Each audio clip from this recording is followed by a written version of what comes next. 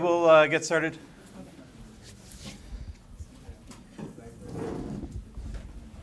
Okay, so today we'll do the lecture, and then at the end of the lecture, I'll circle back to assignment 1, which you need to see the lecture first, and then you'll be able to understand assignment 1. Before I start, is there any questions about anything from last week? Okay.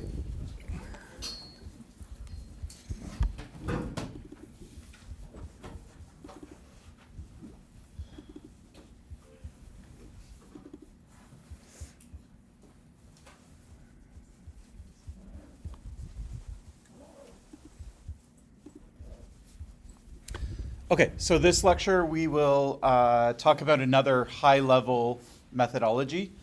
This one's called evaluation frameworks.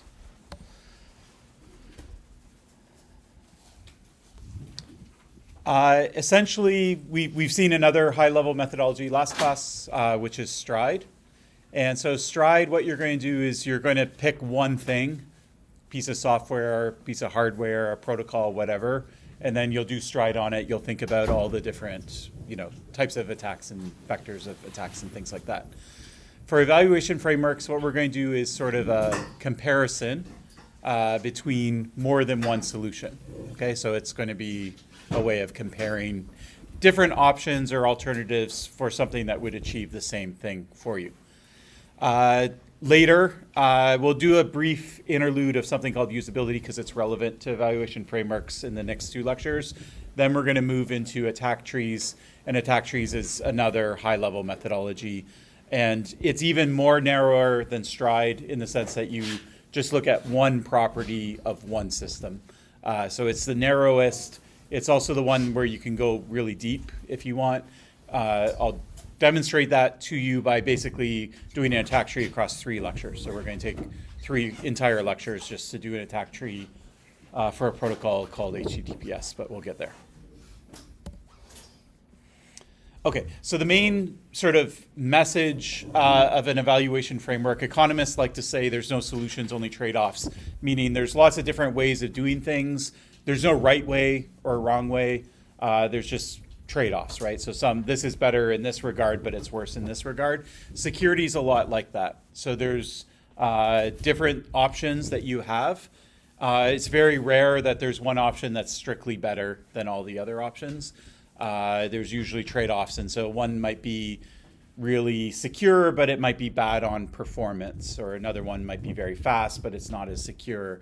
One might not be that usable by people, so these are what you try to explore with an evaluation framework. So you try and present what these trade-offs are. The deliverable of an evaluation framework is something you've seen a million times before. You just don't necessarily call it an evaluation framework. It's just going to be like a chart. And you have systems or solutions as your rows. You have the properties that you want as columns. And then in the chart, you give some sort of evaluation about whether you want it, whether it's doing well or not under the criteria. So like if you've compared cars or something, there's 3 models of cars and here's all the different properties. Or I can't even remember what this is. It's some businesses, I think it's insurance or something, and they have a different comparison. Different types of bank accounts, whatever, okay? So that's what an evaluation framework looks like, okay? Looks very simple, all right? But the hard part is coming up with the columns and then also basically doing the evaluation itself. That's sort of where it gets a little tricky. But it's a pretty basic type of thing that you've seen before. Okay. The idea of an evaluation framework is not to convince anyone about what the right solution is. You want to be as neutral as possible. You're just saying, here are the options, and here's an evaluation. And you want to be as complete as possible. So you want to think of every concern someone might have and make sure you include it in your chart. But you're not there to really sell. It's not like these types of things where they give themselves the check mark. It's like, here's our account, and they have the check mark all the way down the column, okay? Usually with an evaluation framework, you don't see that type of thing. There's not going to be one solution that checks all the boxes. If there is, then you don't need all the other solutions. Everyone should just adopt that one solution. Okay, so usually the trade-offs mean that nobody's getting a perfect score. People are getting different scores. The other thing that we will keep circling back on, and this is sort of a theme in the course, is there's more to security than security. So there is security, what you think of security, protocols, cryptography, defenses, all of that type of stuff. But that doesn't really dictate the kinds of security that's used in the real world. Okay, if you go into the real world, it's not necessarily the most secure product that wins. It's not the one that necessarily that people use. Okay, people care about other stuff, and so if you want to make a good security decision, you have to also care about that stuff as well. Okay, so things, what is there that people care about? Well, like cost would be a good example, right? You might have something that's super secure, but it costs $1 million, and someone else has a pretty decent secure product that costs $1,000. What's an organization going to choose? Okay, usability is another one. So we'll spend 2 lectures on usability just on that because it's very important. But usability just says, like, can people actually use this software or this tool? It doesn't necessarily have to be software. If people can't use it, right, they're going to avoid using it, or they're going to do a bad job using it. And you might actually end up in a scenario where you're less secure because people are trying to avoid it, right? And so that's where if you don't take a holistic view, you might not actually end up with the most secure alternative, okay? So what an evaluation framework is going to try and drive home is we're not just going to look at security itself, we're going to look at all the other factors that go along with it. Okay, so it's going to be a chart. Just by convention, the rows are going to be alternative solutions for how to do things, and then the columns are going to be some criteria for evaluating it. So the rows are usually alternatives for achieving the same thing, okay? So you don't tend to put 2 rows if you could do both of them, okay? So usually they're alternatives. It's either you're doing this or you're doing this other thing, okay? They also need to be solutions to the same problem. So I'll give you an example in a second so it will help clarify it. This is just sort of the theory first. So we're talking kind of abstractly here. But like say you're looking at network security and you're like, I'm going to have a row I could have a firewall and I could have a row for intrusion detection system. Those aren't really alternatives. First, you could do both, okay? And secondly, even though they're both sort of helping you with network security, they're not really doing exactly the same thing, right? One of them is about detecting intrusions. The other is just sort of about blocking ports and inbound and outbound as well. And so they're not quite a comparison between exact same things, okay? So what you want to compare in evaluation frameworks are like true alternative ways of doing essentially the exact same thing. You usually also don't compare versions of things. You just assume that the latest version is better. So that's an example where everyone should just adopt the one solution. So you could do an evaluation framework between, let's go back to network security. Let's say there's a protocol like WEP or WPA1, WPA2, WPA3. These are protocols for connecting to the Wi-Fi, okay? WPA3 is the newest, WEP is the oldest. Which one should you use? You should use WPA3, okay? It's like basically strictly better than WEP, right? You should never use WEP again, okay? So normally we don't do versions of things, we just assume the latest version, okay? But if there was an alternative to WPA3, right, you could do that, or you could do Zigbee. It's not really an alternative because one's Bluetooth and one's Wi-Fi, but let's say that they were alternatives, then that's something that you might compare side by side because you're going to do one or the other and you're trying to choose between them. Okay, and then apples to apples just means that you're comparing 2 solutions to the same problem. Another thing we do is we try not to evaluate brands of technologies.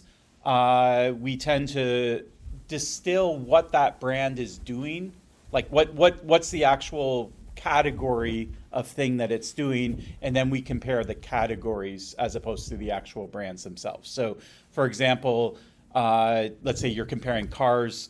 You could have electrical, hybrid, gas right? Those are three categories, so that's a good thing. You could compare them, but you wouldn't compare a Model C Tesla to a Volkswagen Golf specifically, and like all the differences between them that are brand specific don't matter. Okay, so what you're going to do is you're going to sort of distill it down to like what's it actually doing that's different, fundamentally different than the alternatives, and that's what you're going to rank based on. Okay, the columns are what you're going to evaluate it on.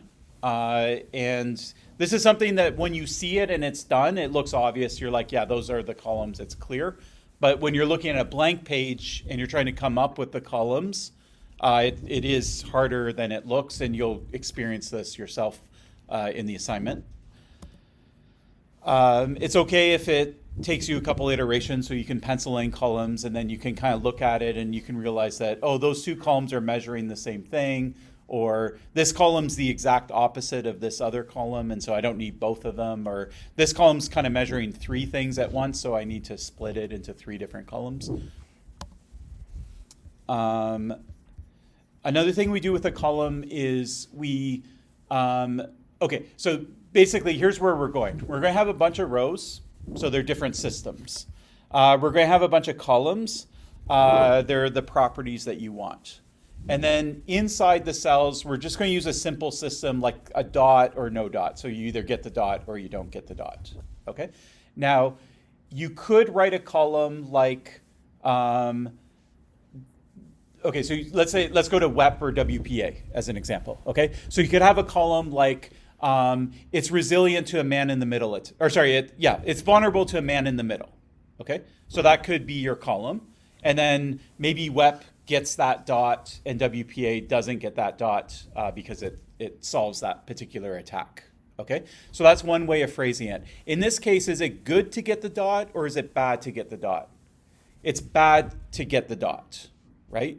You don't want the dot, okay? But then later you might have columns like it's cheap, and then you get the dot and it's good to get the dot, okay? And so what you don't want is you don't want the person who's looking at this reading thinking about, is this a good dot to have or is it a bad dot to have, okay? So what we do is we always reverse the phrasing if we have to, so that it's always good to get the dot, okay? So getting the dot is good, and you might have to change the wording around. So instead of saying it's vulnerable to man-in-the-middle attacks, I'll say it's resilient to man-in-the-middle attack. So it's the exact opposite.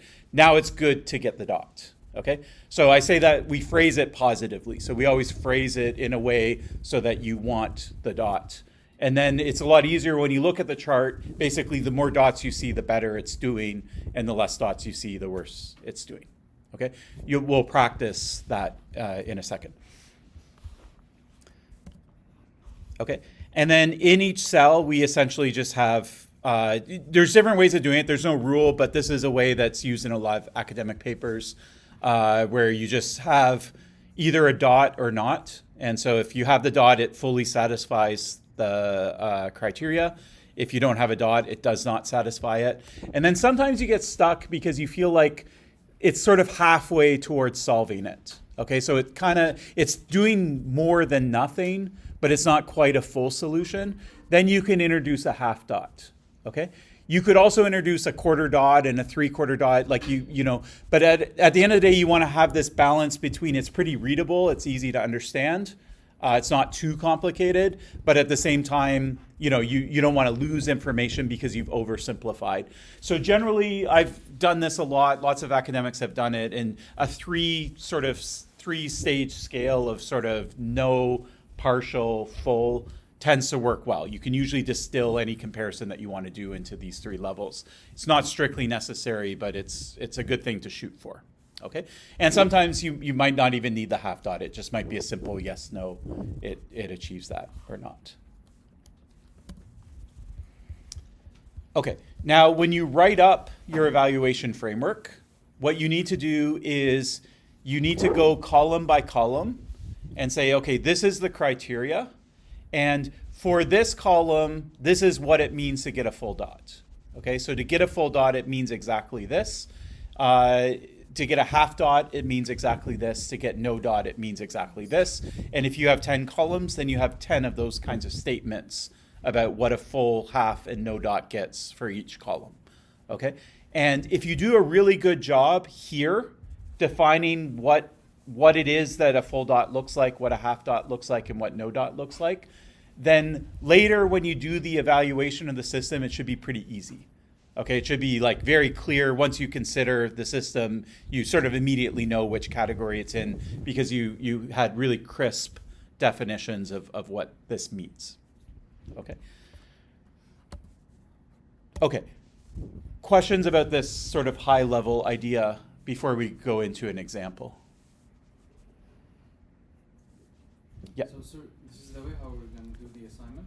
Exactly. So in the assignment, you will do an evaluation framework yourself. So you'll come up with columns, you'll come up with what a full, half, and empty dot means. Yeah. Based on any type of, like, anything Any related to the course. Right? Yeah, it was sort of. So I'll show you, I'll give you a little more guidance than that. So you'll see, we'll go through the assignment at the end after you see an example of it, but it's not going to be quite an open book. And I'll make you use Stride as well. So you can use Stride to pick your columns, at least for security. And so there'll be some structure there, but you'll see it at the end of the lecture. Yeah. Other questions? Okay, so the example I want to do is passwords and alternatives. Okay, so it's a pretty simple example. We all sort of know about passwords and then all other stuff you could do instead of passwords. Okay, but before we get there, I just want to go over passwords and how they work and just make sure that we level set on passwords before we jump into the alternatives to them. Okay, so this is what a password looks like. So we have Alice. We have a server. Alice is registering for an account. She has a username. She picks some weird looking password that's going to be hard to guess. Maybe her computer picks it for her, but for now we'll just assume she picks it. And she sends it to the server and says, I want this to be my password. When I come back later, I'll tell you my password and you'll know it's me because I'm the only one that knows this password. Okay? If the server wants to recognize her later, it has to keep a copy of the password. Otherwise, it doesn't know who she is or anything like that. Okay? So in the back end of the server, they're going to have a password database, and it's basically going to be a bunch of usernames and their passwords. Okay? And later, when Alice comes and reconnects to the server, what she'll do is she'll send her password across, and then it will go into the database. It will look up who she's asserting to be. So she's saying, I'm Alice. It has the password that Alice just sent when she's logging in. It has the password that the real Alice stored, right, or registered. And then it just compares them. If they're the same, it's Alice. And if they're different, then it gives you an invalid password or something like that. Okay? All right, so this, some of you are maybe feeling a little uneasy because you know that there's, we do this in a little more sophisticated way, but this is the basic way that you could do it. It was the way that it was done in, say, the 90s or 2000s before we started doing some cryptography here. But just thinking about this picture here, is this secure? What could go wrong? Like if you wanted to attack this system and try and get someone log in, as somebody, where would you try and attack the system? Man in the middle. Okay, so man in the middle would be an adversary in the middle. In this case, if the password goes across in clear text, meaning it's not encrypted, then the adversary can read it, and then the adversary knows the password. Okay, so one thing we'll have to think about is, can we put a secure tunnel or a secure channel in place between the user and the server? We know how to do that. And that is something that is common today. Or but encrypted. Yeah, encrypting it, yeah. No, they hash the password. Okay, so another thing is there's this concept of hashing a password. What problem is that trying to solve? If the attacker has an access to the database. Okay, so what happens if the hacker breaches the server, infiltrates it, and they get this file? Now they have everyone's password, right?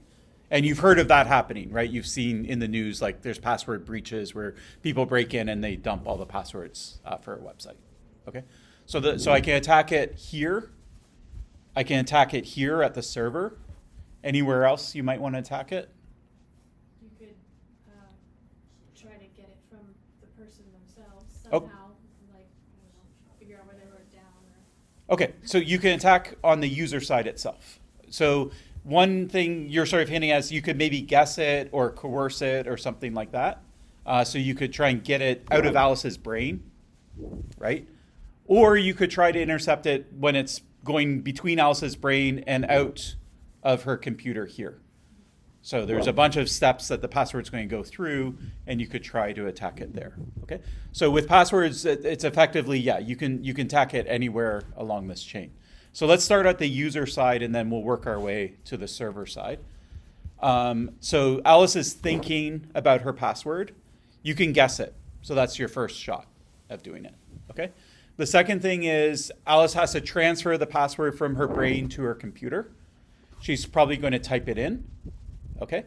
What you could do is you could try to observe her type the password in. Okay. Sorry? Keyboard? Yeah, like on the keyboard itself, you could watch her. Maybe there's a video camera, surveillance camera, or something like that. Maybe they're on the phone on the subway typing in a PIN to unlock their phone. So you could surveil that. It's called shoulder surfing. Yeah. What about the key tagging? Yep, so that's good too. So we'll get there in 1 sec. For shoulder surfing, how do you stop that? Just cover the anti, like the screens with limited angles though. Okay, so there is something you could do to obscure the screen. Does it help with your fingers though? So if I'm watching the fingers, Look over your shoulder at least. yeah, you could check that nobody's around. You could always go to the corner of the room, type your password in, and come back. What else could you do?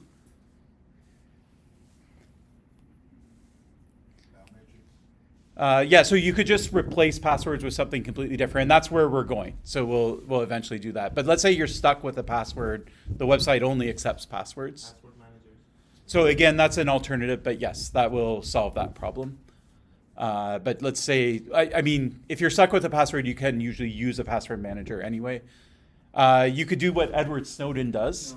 So Edward Snowden was someone who leaked a bunch of NSA secrets, and what he would do is put a blanket over his head. The interview, right?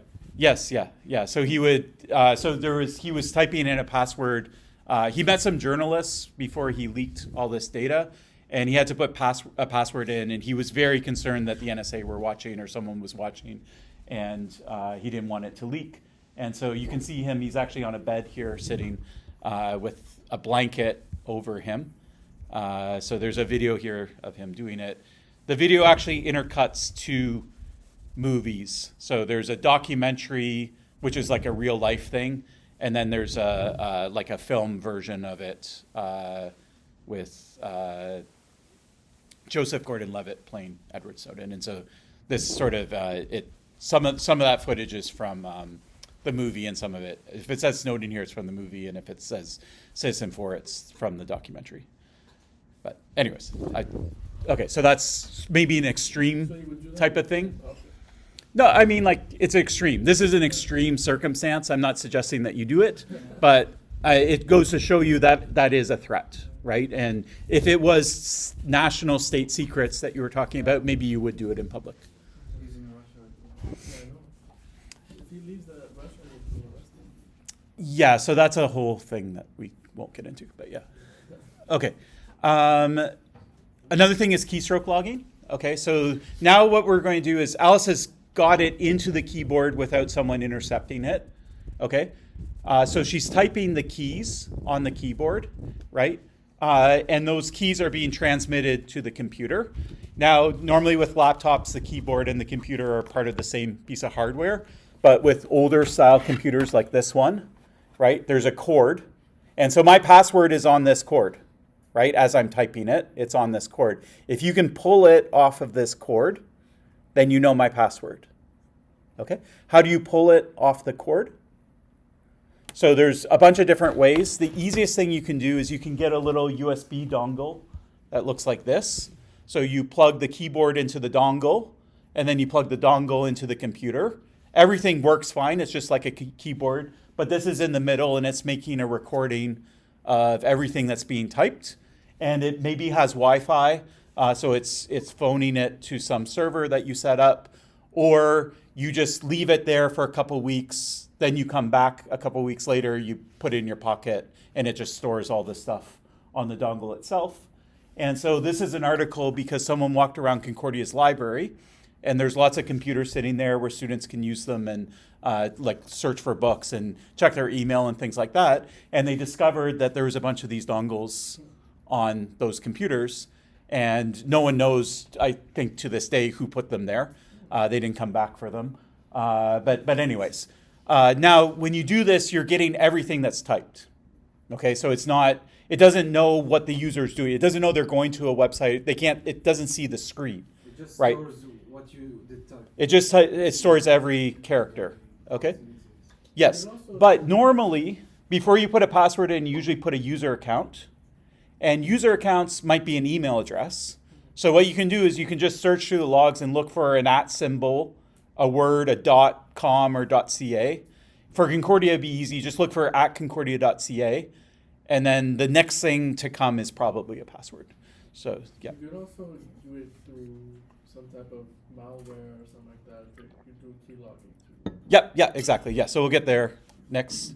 So you can have malware on the machine itself. So that's sort of sitting, it's made it off the keyboard, and now it's somewhere in your operating system between the kernel and your browser, and you're able to pull it out. And so there's different places where you could insert malware in order to read it. Yeah. They're all in the middle attacks, right? Yeah, so they're all interception, which essentially is a man-in-the-middle attack. Yeah, yeah. Okay, then once we make it, and this isn't meant to be comprehensive, I'm just trying to show you there's lots of places to attack it. Then once it gets dropped on the network, what we do want is a secure channel here so that the adversary can't read it. So generally we use a protocol called HTTPS. And if you don't know what that is, give me a couple of weeks and you're going to know more about it than you ever want to, because we're going to spend 3 lectures on this protocol and how it works. Okay. But anyways, it won't be so much on how it works. If you take 6120 with me, we'll go through the cryptography, but it's going to be about like why it's secure and all the ways of attacking it. But anyway, so this is kind of a solved problem, but anyways, you need to have that in place. And then on the server side, you could dump the database. And if you get access to the database, all of the passwords are sitting there in plain text in raw form. Then you're able to dump them, and then you can log in as any user. Plus, users might share the same password across multiple sites. Okay, so there are websites like Have I Been Pwned, I think, and Apple does it automatically if you use their key password manager, but it will check your passwords against the database breaches that are known, and it will tell you, oh, I've seen this password that you're using on this site, I've seen it in one of these dumps, and so you should probably change that password because someone might they might see your username from whatever site got dumped and then try and eventually realize that you're reusing that password on a different website. Okay, anyone know if we can sprinkle a little magic cryptography on this to make it better?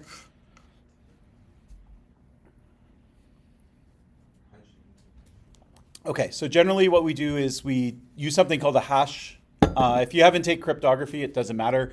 But a hash function is basically kind of like for fingerprinting data. So you have some data, you run it through a hash function, you get something out, it's all scrambled up, it's always the same size, and it has 2 properties, but we don't care about one of them, so I'll just talk about the property that you do care about, which is it's kind of like a one-way function. So if you have the input, you can find the output, but if you're just looking at the output, you can't go backwards, you can't reverse it and get the input back.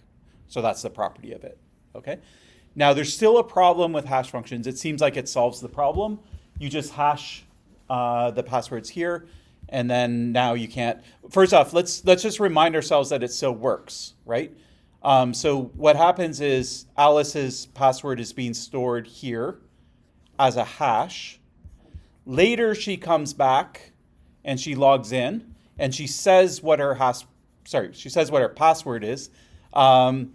And what will happen is the server will take her asserted password, it will hash it, and then it's going to compare it to what's stored in the database.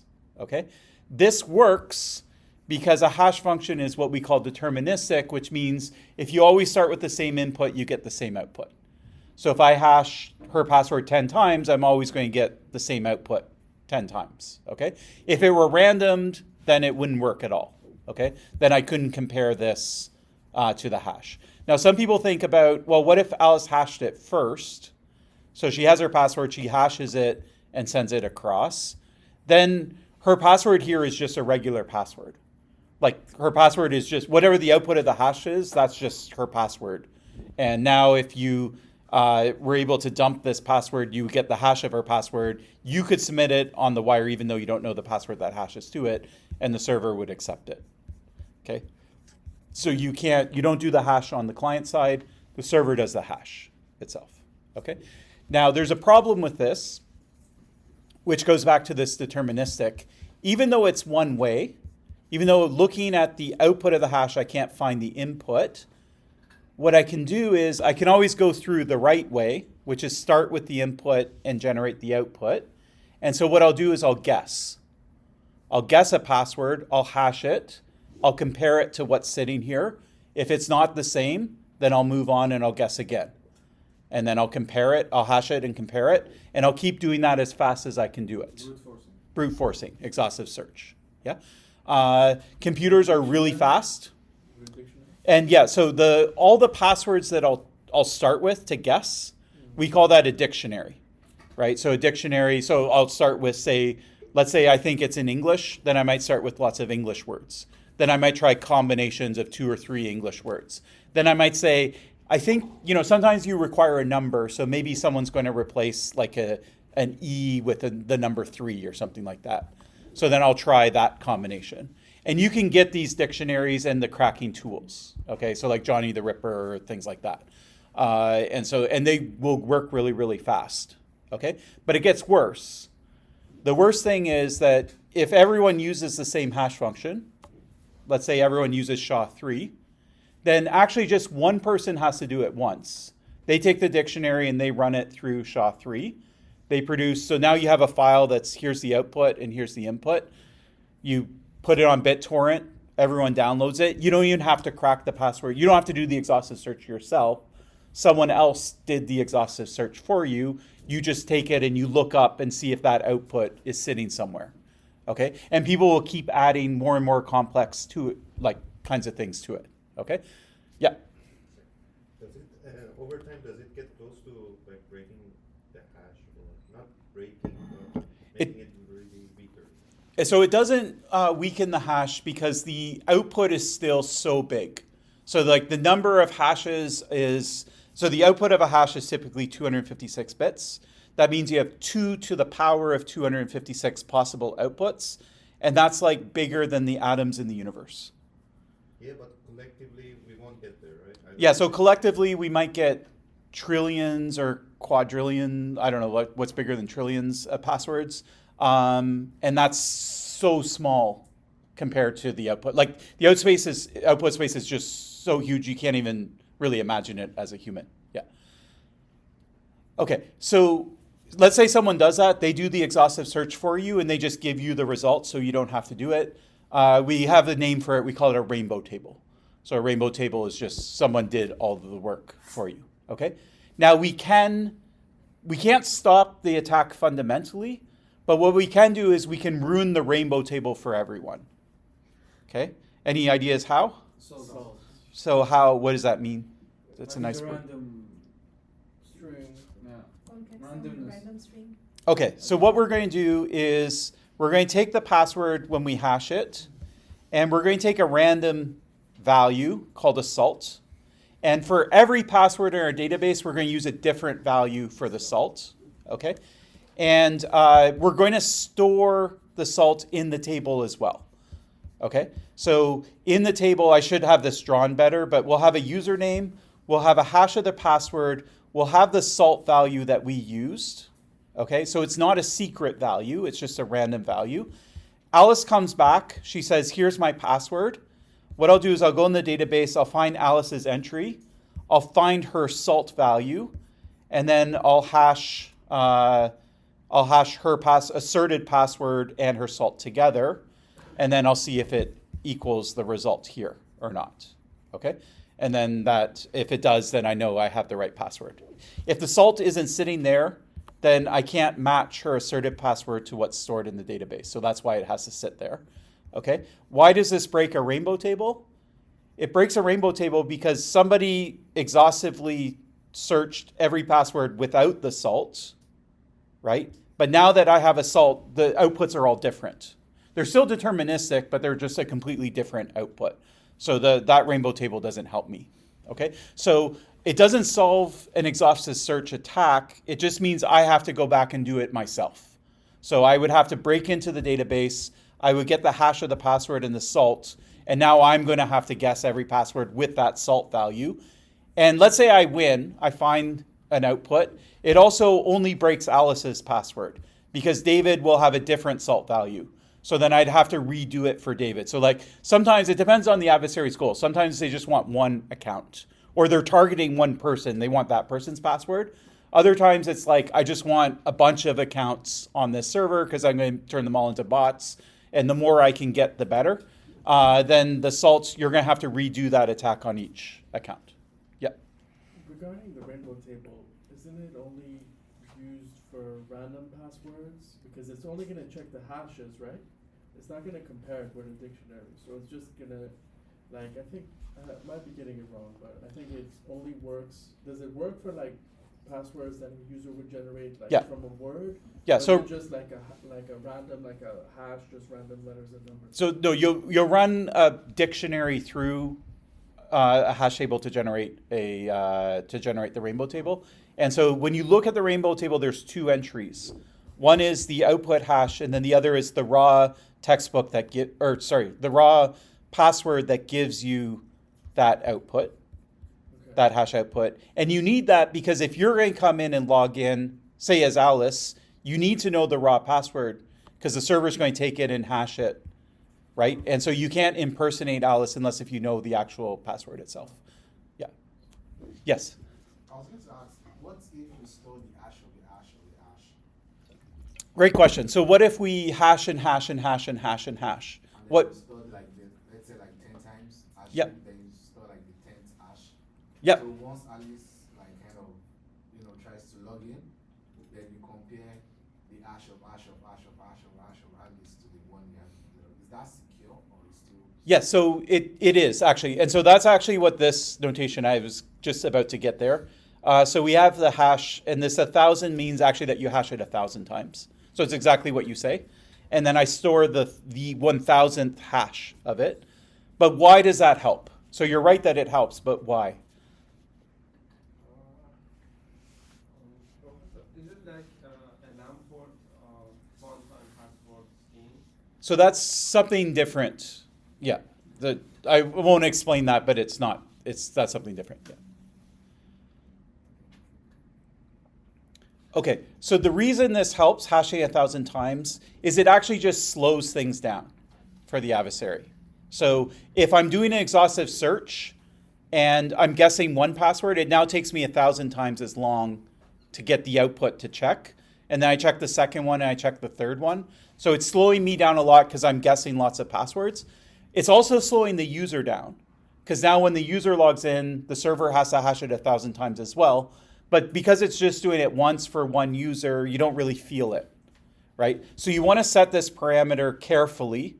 You don't want to, if the bigger it is, the more secure it is against someone doing an exhaustive search, but the worse it is for the server because the server, every time someone puts their password in, they have to repeat it, yeah? So you want to find a nice balance between the two where you slow it down a bit, but not too much, yeah? Can it lead to multiplication in out of service, like using this one? So it could, if you set it wrong, then you could, do a denial of service where you try to log in knowing that it's going to have to compute a bunch of hashes and then that's going to drag on for the server What's itself. the practical number? So 1,000 is actually a pretty good number that would be used, yeah? But what we do is we do something even slightly different, which is a hash function what's the fastest way to run a hash function? Let's say I want to do an exhaustive search and I want to hash as fast as I could possibly hash. What would I use? The same one. So I use this, yeah, but I mean like, okay, would I run it on my phone? Would I run it on a computer? I mean, like, what platform would I use? Or cloud? Yeah, so good guess. Anything that would be faster than a cloud? Supercomputer, anything faster than that? Okay, so we don't have them yet? Anything? Faster than a supercomputer. So supercomputer is still a computer. So you're thinking, are computers fast? Let me put it that way. Is a computer fast? Yeah, it's fast, right? Is there anything faster than a computer? Okay, so why is a Raspberry Pi faster than a computer? No, I'm talking about Threadripper, that AMD CPU, which has I think 128 or something. Okay, so why is that faster? Because it can compute faster because it has more cores than our But normal only CPU. if Okay. you're running it in parallel. Okay, so parallelization can help. So we're getting there. So we've sort of switched from software. Now we're starting to think about the hardware. Distributed system. We could have distributed systems, so we have lots and lots of cores, but we're still running, we still have an operating system and software that's distributing those tasks to the cores. Yeah, so what if we just use a circuit, an FPGA, for example? So that's a programmable circuit, and it's programmed to compute hashes. We're not running an operating system or anything. We're putting it into the circuit, and the output's coming out. Then we can do one better, and I can go find someone that manufactures chips, and I can say, give me a chip that does SHA-3. Yeah? So it's hardware, it just does SHA-3. Does that exist? It does, especially for SHA-256, because it's used in Bitcoin mining. So you do Bitcoin mining, you walk into one of these, and there's all these chips, like there's like a factory full of these chips, and all they do is hash. They hash as fast as they can, okay? So if I want to build a rainbow table, I will get a chip that does hashing, and maybe it does a couple in parallel, and then I can run that as fast as a clock cycle, as fast as I can clock that chip. I'm getting a hash per clock cycle. GPU is better too, right? GPU is worse. So GPU is good because it parallelizes, but again, you're running it from an operating system. Yeah? So GPUs are better, like sort of at the top you have like just a computer. Then you do a GPU, that's better yet. And then an ASIC is the best. Yeah? And you can actually see that with Bitcoin. So in the early days of Bitcoin, people mined on computers. Then they got supercomputers and servers and things. Then they started doing GPU mining. And then someone started manufacturing these chips. And then now everyone just uses ASICs. But yeah. Okay. Is there another way that besides slowing it down that we could make it tough for an ASIC? So one thing that ASICs do is they're really good at computing. So they can compute fast, but they don't have onboard memory. They don't have RAM. And if they did have RAM, it would be slow because you have to write to memory and you have to read from memory. So what we do in real life is we don't just hash it 1,000 times. We like kind of put it in memory, we blow it up, and then we have to grab random pieces out of memory and put it in. So there's these functions that are, we call them memory hard because it requires a lot of memory to run them, and then they also are slow as well. And so that's what, like, so if you look at scrypt or there's another one that's used today, I forget the name of it. But that's what these functions do as well. So they don't just slow you down, they use a lot of memory. Then it forces the adversary doing an exhaustive search to have to use a computer with onboard memory. Maybe they could get away with a GPU, but they need memory access as well. A lot slower. But anyways. Okay, so the trick though is just to slow everybody down. You slow down the adversary and the real users, but because the real users are just doing it once and the adversary is doing it 1,000,000 times a second, it hurts the adversary more than it hurts the user. Okay, so this is how passwords work, just for your interest. Any questions about this or other comments? Okay. All right, now why do we have passwords? Okay, so passwords go back to the early days of not just the web, even before that with computing. It used to be like you would have a computer, there was no password. It's just whoever had physical access to the computer, they were the owner of the computer. Then computers were so expensive, like I'm talking like 1970s, that like a university would buy a computer and then everyone would share it. And people didn't want other people to see what they were doing on the computer. And so someone said, oh, we should have different accounts. And so we can separate the computer out and let's use a password so that you can protect your account from other people. And then that just stuck. Okay, so then we had computers had passwords. Then the internet came. We had things like email. Email had passwords. Then websites came. For a while, we thought that you would have like what are called certificates, and that's how we would log into websites. But eventually people said that's too hard. Let's just use passwords. And so now you have passwords on websites. And it wasn't until maybe 5 years ago or 10 where people made a concerted effort to do something other, either to augment passwords with something else or to replace them with something else. Okay? So the original vision for passwords is every computer, every website that you have, every email account, you're going to have a unique password. You're going to memorize it. You're never going to write it down because if you write it down, someone could steal that piece of paper that has all your passwords on it. Okay? And that's the world that we're going to live in. All right? Now, was this a realistic goal? Maybe if you have 3 web accounts, right, and 2 computers. But if you have 2,000 web accounts, are you going to memorize, never write down, 1,000 different passwords for every site, never reuse the password, not have a sort of common pattern across the passwords or anything like that? Absolutely not, right? This isn't going to work. Okay? So now we've sort of woken up to the fact that passwords aren't great. And so now we're hunting for alternatives. And we're at a place now where there is no alternative that everyone can agree on. We're in this messy place where different people do different things. Okay? So it's a great place to jump in with something like an evaluation framework and try and compare the different alternatives because it's not a settled question of like what actually is better than a password. Okay? So what are some things that you could do instead of a password that you've seen? Biometrics. Okay, so one is biometrics. Sorry? Passkeys? Okay, yeah. So I'll just pause on each one for a second. So biometrics could be a fingerprint. My laptop has a fingerprint. I use it to unlock it. My phone has Face ID, right? So that's another biometric. There's things like iris scanners that you might see more like in a bank. It's not usually like with a computer or something like that. So those are examples of biometrics. Secure keys, do you want to say what that is? Two-factor authentication. Okay, so just let's pause for a sec, but we'll do that one next. Secure keys, you've heard of them, right? Does anyone actually know what they are or how they work? They are like external, what I say, like thumb drives sometimes, like a token system sort of. Okay. You kind of store things in. Yeah. And then you use it like your password to access. So it's only like a physical access, like a hacker or adversary can have to it. Besides that, it's actually kind of secure. Mm-hmm. So, like kind of a point. Okay. So there's sort of combining two things that are kind of different categories. So one is you can have secure tokens, like hardware tokens, and they can help you with the login. There is what's now being branded as secure keys. Has anyone set up a secure key before or seen it? Is that like a RSA key?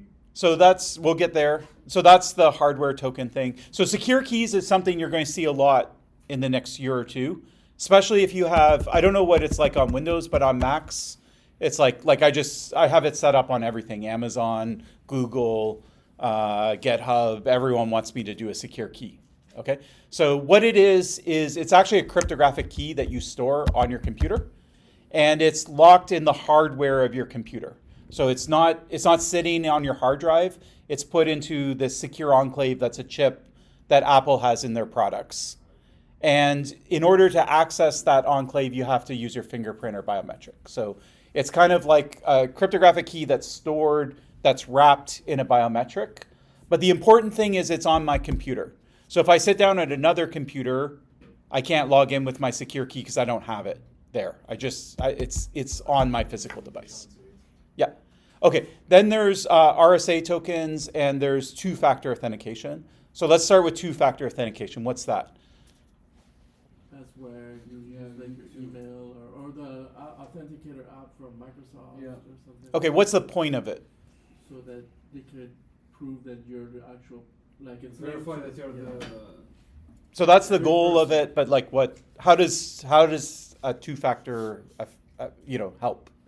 How does it help prove you are who you are? It prevents if like other people have your password and they enter it, but they don't have like your phone or whatever. Okay. Even if they have your password, they can't log in. Exactly. So what we think of in authentication sometimes is there's different categories. There's things I know, there's things I have, and there's things that I am. So things that I am are biometrics. I'm my fingerprint. Things I have is like I have my phone, and things I know would be like my password that I memorized. Two-factor strictly means you want one factor that's one thing and one factor that's a different thing. So for example, secure keys is something I have because it's in my computer, and it's also something I am because I need a biometric to unlock it. When you log into Moodle and it sends a challenge to Microsoft Authenticator or an SMS challenge, right? It's basically saying, do you have your phone and do you know your password? So you put your password in first, then it will send the challenge to your phone, and then it's testing whether you have your phone or not. And so that's the second kind of factor. Okay?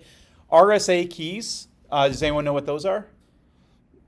I worked with them for a while, during the pandemic. Yeah. It's basically a key with like, I think for some like 4 or 6 digits on it. Yeah, And it changes randomly each time. that's right. So when you want to log in, you have to put in those 4 digits or 6 digits and then ask you for a password. Exactly, yeah. So an RSA token is a second factor. It's kind of older than phones, so now we all walk around with phones, so we can get random codes on our phone that we put in addition to the password. And so RSA tokens were sort of the older version of it, where you would have a dedicated device that has like your verification code just on the device itself. Either it updates on a timer, or you can click it to get a new one. There's different models. Is it more secure? So again, if I know your password, but I don't have possession of your RSA token, then I can't log in as you.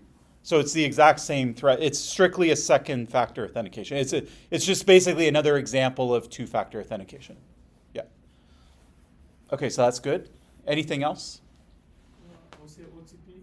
Okay, so there's one-time passwords and things like that. I'll put that in the category. It's kind of like two-factor authentication, except for you drop the password. So basically, you either have a device that's spitting these things out, or you're getting them through email or something like that. But yeah, so that's an example too. So, but I'll lump them in with two-factor authentication. Okay, so seeds, cryptographic keys. So this is something that you're going to store on your computer. You can't memorize it. It's too long. It is on your device. If you use cryptocurrency, Bitcoin, you have like these keys that you have to remember. Secure keys is a key that's stored on your computer. If you use SSH to log in to, like, say, a remote server, you're going to have a key that's stored on your computer, so you'll visit these keys. So that's another category. Anything else we can think of? So there's one more kind of thing. You might not think of it as an alternative, but technically it's an alternative. How many people have Android phones? Okay, when you unlock your Android phone, what do you do? Put in Graphical. Okay, so you draw something, okay? So technically it's like a password, but it's not an alphanumeric password. We call it a graphical password. There's also where sometimes at the bank they ask you for permission before, but it recognizes your voice to authenticate you. Voice. Yep, so voice could be biometric. That's all bad. Yeah, so I put that under biometric. Banks also, they did this weird thing for a while. They don't do it anymore, but they used to make you pick a picture, and then when you log in, you have to match the picture kind of thing. So that's another form of graphical. In that case, it's not necessarily a password, but there is a bunch of research on graphical passwords. And so the swipe pattern on Android is one. And then there were other ones too, where like it would show you a picture and you would click on, say, 5 things that you find interesting in the picture, and that's your password. So then someone else comes along and they have to click on the same 5 things. Snapchat is something different. Yeah, so CAPTCHAs, so there's a bunch of things that are, let's call them password adjacent. So they're related somehow to passwords, but they're not exactly passwords. Prove you're human. Yeah, so CAPTCHAs are one. So that's trying to stop you from signing up for multiple accounts. So it's supposed to be hard for a computer to solve. But now, like with Gen AI and stuff, I don't know that that's really a thing anymore. Now it's more based on like, how long did it take you to drag the mouse to click the button? Because like a machine's not going to follow a human sort of style trajectory. Yeah, and then there's like the whole password reset, like security questions, like what's your mother's maiden name and that kind of stuff. So again, we'll consider that adjacent. It's not exactly passwords, it's related, but it's not like what we'll focus on. Yeah. Yeah. What about gates? Like somebody's, when I say body movement or stuff like that. Yep. Like for your normal. Sure. Yeah, so that's another biometric as well. Yeah. So the way you walk is unique and things like that. So I could make you walk across the room, measure it, and then I could, especially in like a surveillance type of scenario, like if it's some sort of like physical safety deposit box or something like that, as you walk up to the security, maybe there's cameras that are measuring your gait, and then there might be another biometric as well. Yeah. Okay, I think we did pretty good, but is there anything else that people want to add? Okay, so let's see how we did. So this is my list that I came up with. So we have passwords themselves. We have two-factor authentication. In this case, for the purposes of my example, I'm just going to assume it comes to you over SMS. Obviously, there's different ways. You can have authenticator apps and things like that. Graphical passwords, so this is like a swipe pattern. Biometrics, so Face ID, fingerprints, or whatever. All of them, I mean, technically you should separate them out and evaluate each of them separate because they have different properties. But since I'm just doing a quick version, we'll just lump them together and consider them as one. Cryptographic keys, so it could be a seed or it could be like an SSH key or something like that you're storing. Secure keys would fall under this, although they are, usually your key, it doesn't sit raw on your computer. It's usually wrapped in something else. So it's wrapped in a password or it's wrapped in a biometric or that type of thing. So technically it's two factors, but anyways, that's the cryptographic key. Yeah, mnemonics would be like how you would store the seed if you wanted to. I think they will change how easy you can remember it. So maybe it changes the category. Yeah, so the when I say a cryptographic key, I mean something that's too big to memorize. So even with whatever tricks you want to do. Now, there is some research that shows that the average person could memorize a 56-bit key. That's not quite good enough. Like you could exhaustive search, but it's way better than a password.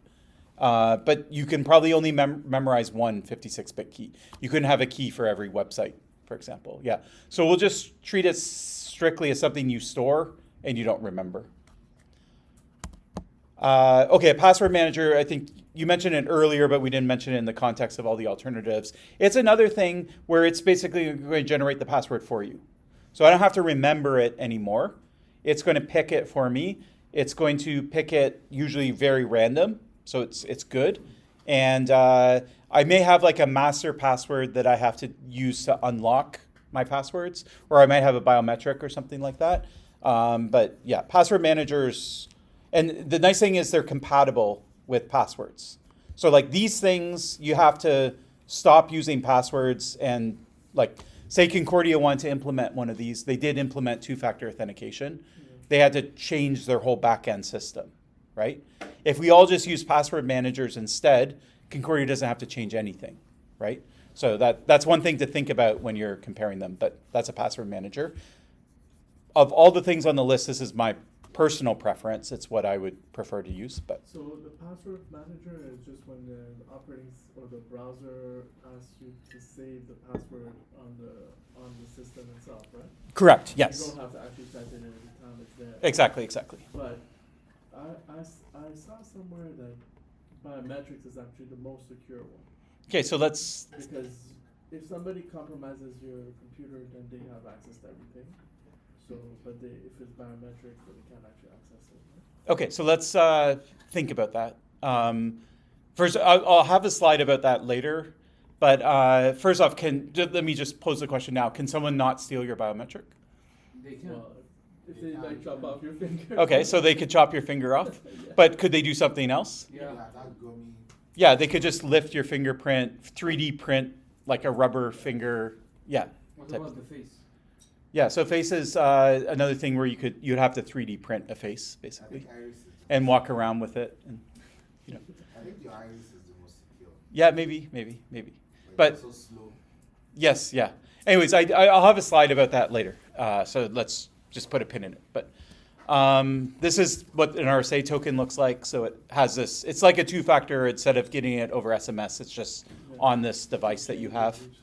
We'll talk about how this whole protocol works later when we talk about social engineering, because there was a big attack on this whole thing, and they actually had to revoke all of them in the world because someone like broke the protocol. And there's a good story behind that I'll tell you later. Sorry. When did that happen? You'll have to watch the social engineering lecture. I don't. It was like at least 10 years ago, What? probably longer. Because I But was using it. Is using the same? I was using the exact same thing. yeah, if you use it during COVID, it's COVID, not. yeah. It wasn't a problem with the hardware. The problem is that I can get into it roughly. This thing is like it's changing numbers all the time, right? So you're typing the number in, then that's going to RSA or to Concordia. Yeah. They have to compare it to what the number should be. Yeah. So they need to also have a copy of what the number is. Yeah. So you can think of they have a computer where they have everyone's RSA tokens also running and updating, and they do a cryptographic trick where basically they choose one key and then they can derive what everyone's number is at any time from that one key. Someone broke in and stole that key. And so now that they have the key, they can predict everybody's RSA token.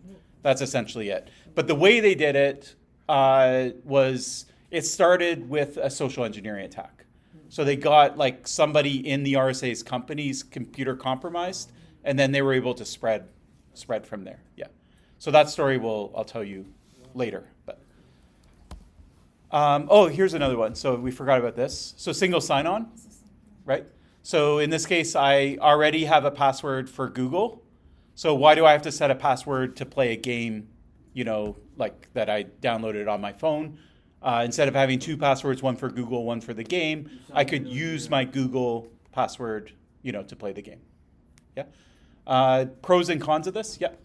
Doesn't that mean that once your Google password is like compromised, that all the other accounts are compromised? Okay, good. So from a security perspective, is this better or worse? Well, if I can break your Google password, now I can break your password for a whole bunch of things beyond Google, right? So that's worse. I know Google has the two-factor authorization when you're on a new device. Yeah. But I don't know if that goes in with the other sites that you log in with. Yes, yeah. So they'll basically this works if I'm already logged into Google. And if I'm not logged into Google, then Google will do their own authentication process with me to get me logged in. If I have two-factor set up between me and Google, I'll have to do that first. If I have a passkey, I'll use the passkey or things. Google's like very open; they do everything, so they don't really try and force people. Like Android is made by Google; it has a graphical password. Your Google account, you can not have two-factor. You can have two-factor. You can have it by text. You can have it through Google Authenticator. They make the Authenticator app. You can do secure keys now. So they're like, and I'm sure Android has biometric stuff. I don't have one, but I think they have fingerprint readers and things like that. Secure keys is cryptographic keys. So like they almost do everything on this list, right? But yeah. Okay, why does Google do this for free? Does this cost Google anything? No. You could add the code from Google for free onto your Okay, website. It's like an so API. does it cost me anything to do it for Google? No, I just copy and paste their code into my website. Now I have Google authentication. Does it cost Google anything to do this? I don't think so. Is it more just to collect like data? I think that's exactly. Yeah. Privacy. Okay, so let's answer the questions one by one. It does cost them something because they now have to put a server up And now every time someone's logging into some random game, they have to store it and process it and things like that. So it's not free for Google to do it, but they're giving it away for free. It's free for the user, it's free for the website, right? So what gives? Well, there's the saying, like, if you're not paying for the product, you are the product, right? And so why are they doing it? Well, now every time you play the game, they know about it. They don't know anything about the game, but they see, because when you log in, you have to go through their servers, and so they know when you're playing, and they have like fine-grained data, and that's just, more stuff that they know about you, okay? So it's not a benign thing. They're not doing it as a charity. They're doing it because it gives them data. And the value of that data is somehow worth more than the processing power to offer this. It wouldn't be that expensive to run, but there is a cost to it. And then that's why Facebook wants it now, and Apple wants it, and everyone's trying to get you to be, to use their two-factor. Their SSO. Sorry, Yeah. do they maintain the app too themselves, or it is an open source, or like? For the client-side stuff? Yes. Yeah, so they will give you, so this will be done with JavaScript that's hosted on their computers. And so they'll give you the blob that you copy and paste into. It's a little more because once you're logged in, you have to create an account for that user, and you have to integrate that with Google's identifiers and things. And so it's not quite as easy as copy and paste, but they make it as easy as possible. They give you all the tools. They host all the JavaScript to make it happen and things like that. Yeah. Plus, if it's easier to log in, if more and more sites implement this, more people might just simplify their life, start open a Google account, and then they start using all their products, and Yep. So it's also an incentive to use Google. Okay, and then there's password adjacent things that we're not going to compare. So remember, in an evaluation framework, we want to compare alternatives. So if you're doing passwords or you're doing biometrics, those are sort of alternatives to each other. I guess there are some world where you could do both, like you could do one and then the other, but in general, you're sort of choosing one thing off of this list. These are things that are related to passwords, but they're not exactly at the login stage, so we don't include them. So it'd be things like resetting your password, CAPTCHAs we mentioned, locking accounts. So like if you put in the password wrong 3 times, then I lock you out. Geolocation, so if I'm logging into Google in Montreal and then some IP address somewhere else in the world is logging into Google 30 seconds later, right? It doesn't look like the same user.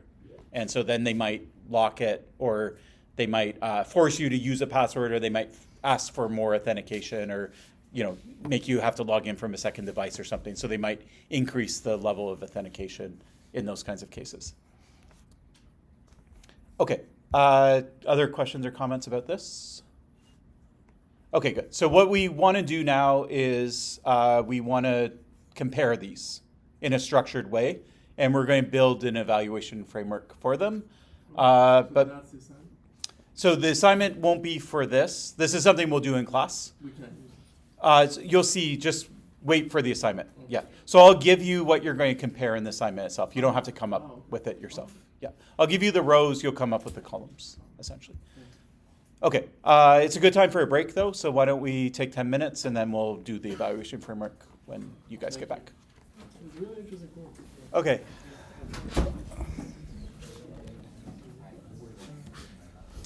Okay, so now what we're going to do is we're going to develop the columns for our table. So we have the rows, and we'll look at what the columns are.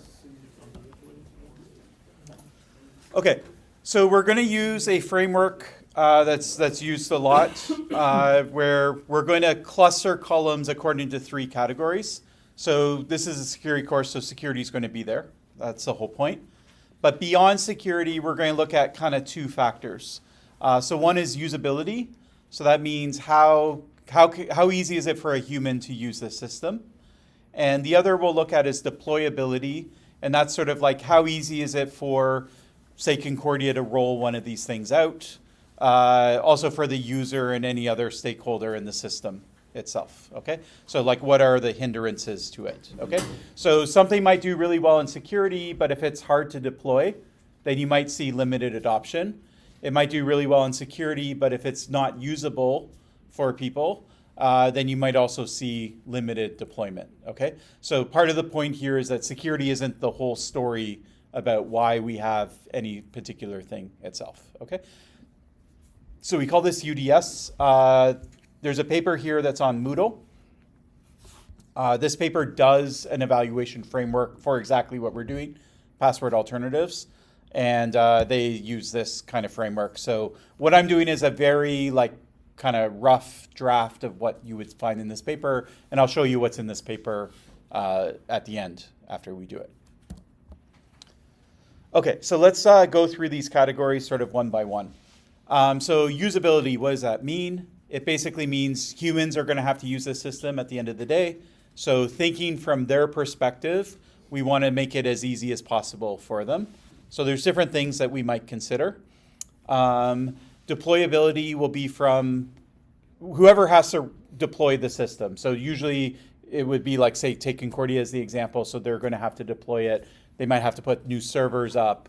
They might have to give everyone an RSA token. Those are all things that we would consider under deployability. And it could also be from the user or any stakeholder that's involved.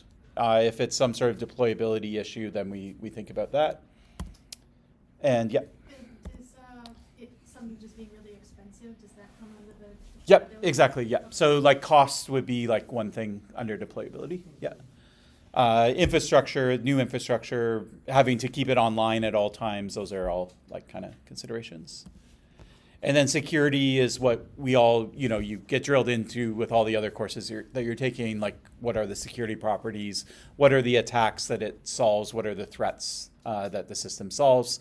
And privacy we'll consider under security. So strides, it's the I in stride. So as far as we're concerned, security would encompass things like privacy as well. Sometimes people split them out and think of them differently, but for this course, privacy is security.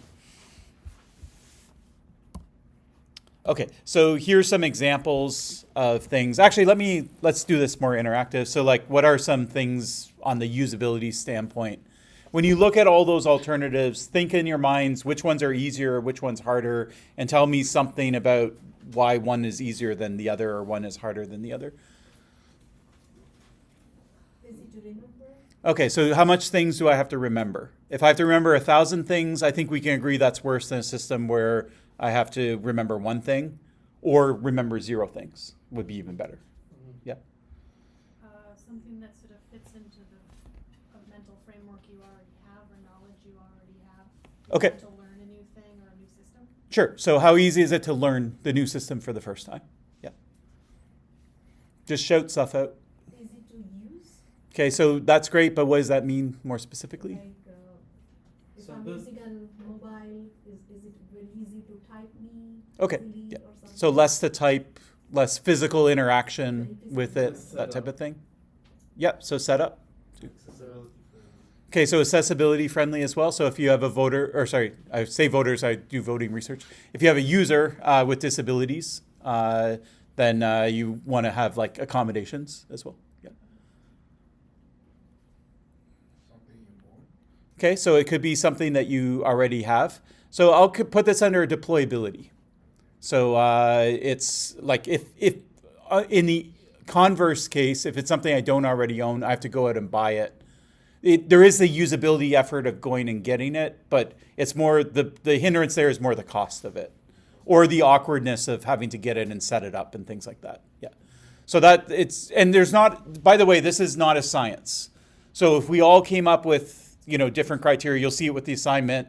Everyone's going to have slightly different ideas, and you might put that under security, and someone else might put it under deployability, and it's not like everyone's going to produce the exact same chart, but the main message of the chart should be the same, kind of. And so, yeah, there'll be more in common than there is differences. Okay, other ideas? Use of colors accurately, if I'm typing and I get some error, so everyone knows that red color shows error, so it shows up. Okay, so this is something we do in usability a lot. I won't put it, I don't know where that would fit for passwords specifically, but for lots of other things. So what you describe, we describe as the First off, it's a visual cue. So that's something that you get to the user. And then we call it traffic light because it's like a traffic light. Red means stop, yellow means caution, and green means go. And so that's a very common color palette that we use for security indicators. Yeah. So we'll see that later. In the next 2 lectures, we're going to do 2 lectures just on usability. Like in a little more detail, how would you formally measure usability? And then we'll do an example of Tor, which is security software. And we'll see this, like, we'll mention the traffic color thing there. Yeah. Expenses for the end user. Okay, expenses are good, but we'll put it under deployability again. Yeah. Okay, let's just see how we did. So things to memorize, we mentioned easy to learn, easy to use, nothing new to carry around. Actually, maybe I misspoke. So this is under usability. Not owning it will be under deployability too. We'll just sort of, there's a difference, I guess, between having to go and acquire it. So that's sort of a deployability thing. But it's also like, now that I have it, do I have to bring it with me everywhere? So like an RSA token, for example, I have to have it with me all the time. That becomes a usability problem because it's always in my pocket. If I forget it, then I can't log in and things like that. I think that's something to, like, you know, the mobile phone issue of you getting like the codes on your phone because everybody carries their phone around. Exactly. Yeah. Great. So we're going to nail that exact point. I agree with you. Yeah. Does it scale up to thousands of passwords? What about error rate? So it's something we didn't explicitly mention, but like if you're typing 2 factors from your phone into the computer, you're going to make mistakes, and that's frustrating and things like that. So you want to minimize it. How easy is it to recover from loss? Again, this isn't necessarily a complete list. It's just to give you the flavor of what usability looks like as opposed to the other categories. Okay, deployability. So we have things like, do you have to go out and buy something new? Does it cost a lot? There's going to be performance. What's the new infrastructure that I need on the server side? So the expense per user. I don't need any servers. I don't have to change everyone's computer, how the operating system works or the browser works. Code maybe in the back end, like you said, for the concordance. Yep. you have to do that. Yeah, so that would be modifications, I guess. Maybe not. You replace browser with all the different things that you might have to modify. Change the Does settings or something. complexity, does this like still fall, does it fall under deployability? Complexity. Yeah. So it's again, you have to understand. I would take that and I would split it apart. I'd say, why does complexity matter? So you might tell me one of 2 things. You might say it matters because it's expensive to run, like the computer's running faster. Then I would put that under like I need more expensive servers or whatever. Or you could say it's complex to set up, and then might be a different category. So I might have like sometimes actually in economics it's very, very common that when you have a cost, you split it into 2 categories. You have the fixed cost, which is what's the cost to get the first user to use the system. So you got to like go out and deploy it and put all the servers in place and things like that. Now the first user comes in the door. You had to pay a whole bunch of money to serve that first user.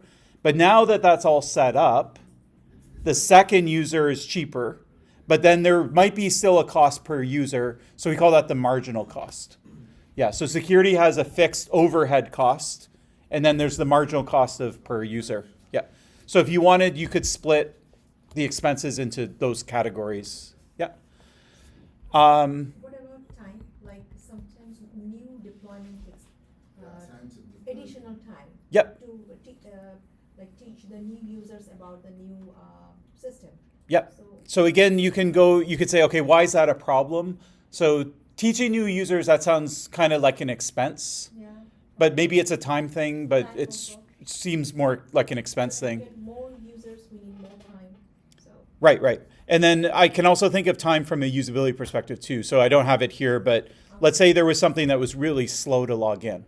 Like you did an iris scan, but it took 2 minutes to scan your eye, right? Compared to like a fingerprint that takes 2 seconds. So that's something they didn't consider.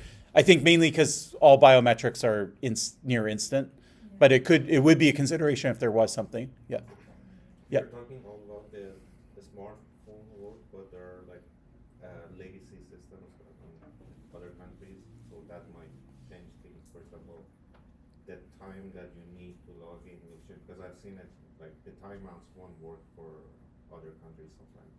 Exactly. Yeah. So we are considering like modern computing That's not always the case. It kind of goes to mature too. So mature would be like, how long has this protocol been around? But backwards compatibility is what I would describe there. And that would be another component. And that would definitely fall under deployability. I don't have it here, but that's a good one. Yeah. What about like recovery or under deployability? Yeah, so recovery will treat sort of separate, like we'll put it, if you mean by like resetting passwords and things like that, you, Like, let's yeah. say like a server attack or something that has to do with like the infrastructure. How long does it take to get it back, like running? Got it. Okay, so the thing gets knocked offline, now you need to recover. Yeah, so you could put that in deployability. You could also put it in security. It could almost go in almost either category. But yeah, maybe deployability is the better home for that type of thing. Yeah. So it's kind of like recovery from loss, but it's not for the user, it's for the infrastructure or the provider. Yeah. Open protocol just means you can kind of look at it and everyone can see it and things like that. Now, another thing I want to come back to is a while ago I said, I had this thing about like you should phrase the things positively so that you want to get the dot. So you see that some of these are phrased weird. Like I don't say new servers, I say no new servers. Yes. Because that's what you want. You don't want new servers. So it's good if you have no new servers, right? So sometimes it's sort of awkward phrasing, but I'm doing that on purpose so that you want a dot for all of these things. Yeah. Sorry, the non-new servers, does it fall under like backward compatibility or compatibility, like as a whole? Because you don't really need to get new stuff to add like maybe more or a new infrastructure. I'm assuming like that's what it means. Like, Yeah, so for usability, I think of the user that's sitting at the machine logging in. And so for them, that to me sounds more like a deployability. It's more like the people who are providing the system, they care more about that than the end user themselves. Yeah. Okay, and then security, we can think of different kinds of attacks. So this is just some of them. So you want it to be hard to guess. So I kind of know things about you. I know your pets' names and things like that. I shouldn't be able to log in as you. I shouldn't be able to impersonate you. It's sort of related. Guessing would be like, I really don't know anything about your password. I'm just going to guess it. That's mainly just a factor of how random the password is. So the more random it is, the harder it is to guess. And impersonation would be like, I have specific knowledge about you, and that may or may not help me break the system. You can think about malware. You can think about, sorry, these actually should be reversed. I realize there's an error. So external observation would be shoulder surfing. So that's like I'm looking at you from outside. And then internal, meaning internal to your computer, would be malware. But they're man-in-the-middle attacks that are happening either outside, between you and your computer or within your computer itself. Phishing, we could look at, like, can I make it resilient to phishing? Social engineering is under impersonation? Yep, so yeah, exactly. Social engineering would fall under impersonation. Resilient to theft. Do I have new trusted third parties? So anyway, these are some of the properties. When you do an evaluation framework, though, you do want to get all of them. Okay, so I don't want to give you the impression that just because I have a couple of them for this class, your goal of doing a proper evaluation framework is there's nothing left to talk about. So it's a complete comprehensive set of all things. And I'll show you what this looks like in a more comprehensive way when I show you what the paper did. But for the purposes of this class, I'm just trying to illustrate the difference between usability, deployability, and security. And so we sort of know roughly how to put things into one of those three categories. Any questions about that? Okay, so then let's try out a couple of these. So what I would do is I would say, okay, I'm going to define a column for usability. And I'm not going to do it for all of them. I'll just pick a couple of them so you can sort of see how it looks. So I'm going to say it's easy to use or physically effortless. Okay, so that's my criteria. And do I want it to be easy to use, or is that something I don't want? Is easy to use something I want, right? Yeah. And so I want the dot here, okay? And that's right. So that passes that check. So I phrased it positively. I phrased it in a way that I want the dot, okay? If I want the system to be good. So what's the most easy to use system, or the requires the least physical effort? Well, what's a physical effort? Like typing in something or drawing something, those are examples of physical efforts. So forget about for a second. This is a good sort of teaching moment, I guess. When you come up with these criteria, you're not thinking about the rows, right? So you're not thinking about biometrics versus passwords. You're thinking about what does this property mean? So like, what does it mean to be physically effortless? But at the same time, you are kind of thinking in the back of your minds how different systems will rate, because that's going to help you separate out the different types of things, yeah? So let's say I never have to do anything. Like I never have to draw anything. I never have to type anything in. That would be probably the least physical effort. If I have 1,000 accounts and for each 1,000 I have to type something in for each of them, that's kind of like the worst.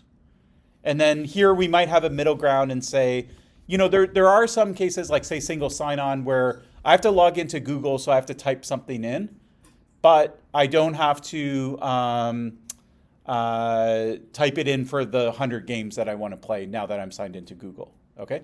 So it was some amount of effort. It wasn't quite zero, but it was close. Then I might define a middle ground and say, okay, if I have to type it in once, that sort of gets half a circle, okay? So is an example like, look, to log into the phone, I could just use my fingerprint. So that's one. Or if I have to type in the password, that's more effort to actually like remember it. Yep. So you could also split it up of like it's better to put a fingerprint and so you can decide what the action is. So I said type, draw, copy. So in my mind, a fingerprint press isn't one of those things. So I'm not going to count it, even if you have to press your finger. But you might disagree with that. You might say I want to count it. And so again, I want to like implore to you that this isn't a science. So if we all come up with different columns and different criteria, we're going to get the same general idea, right? Something that makes you type things in 1,000 times is going to score worse than something else that doesn't, right? But the exact way that you define your column or you define the difference between a half dot and a full dot, that will differ from person to person. Yeah. So this is one way of splitting it.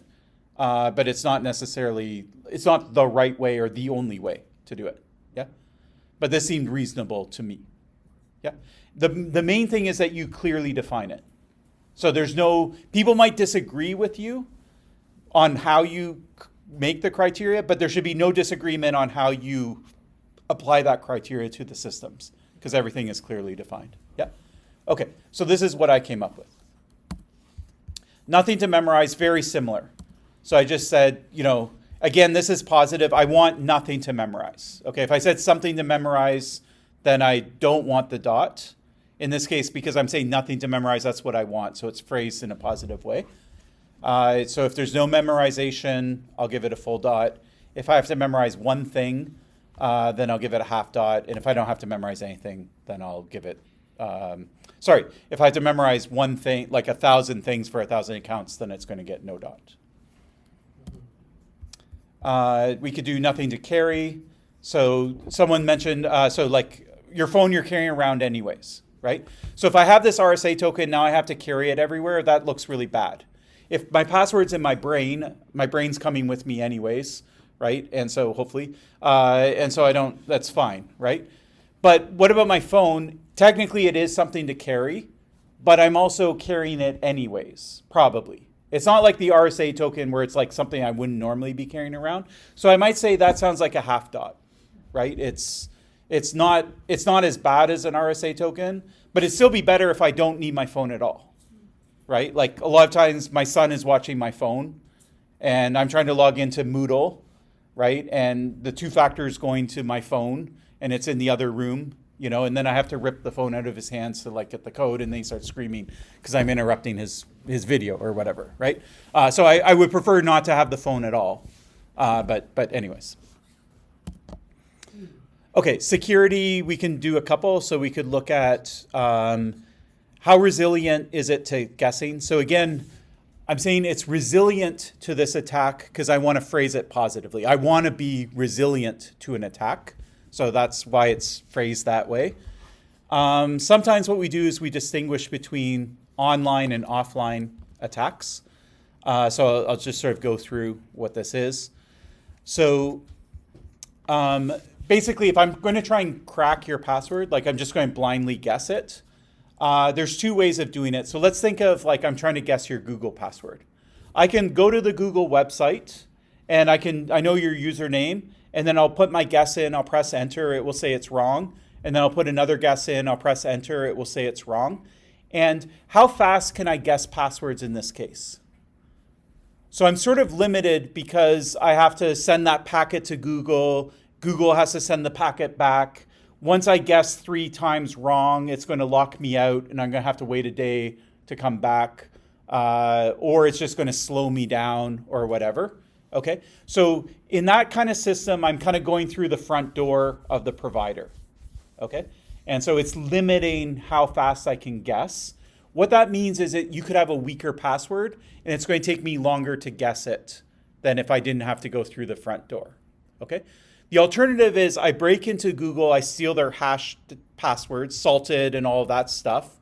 But now that I have that like target password, I can make my chip that will guess passwords as fast as I can run that chip, right? And now I can run it a lot faster.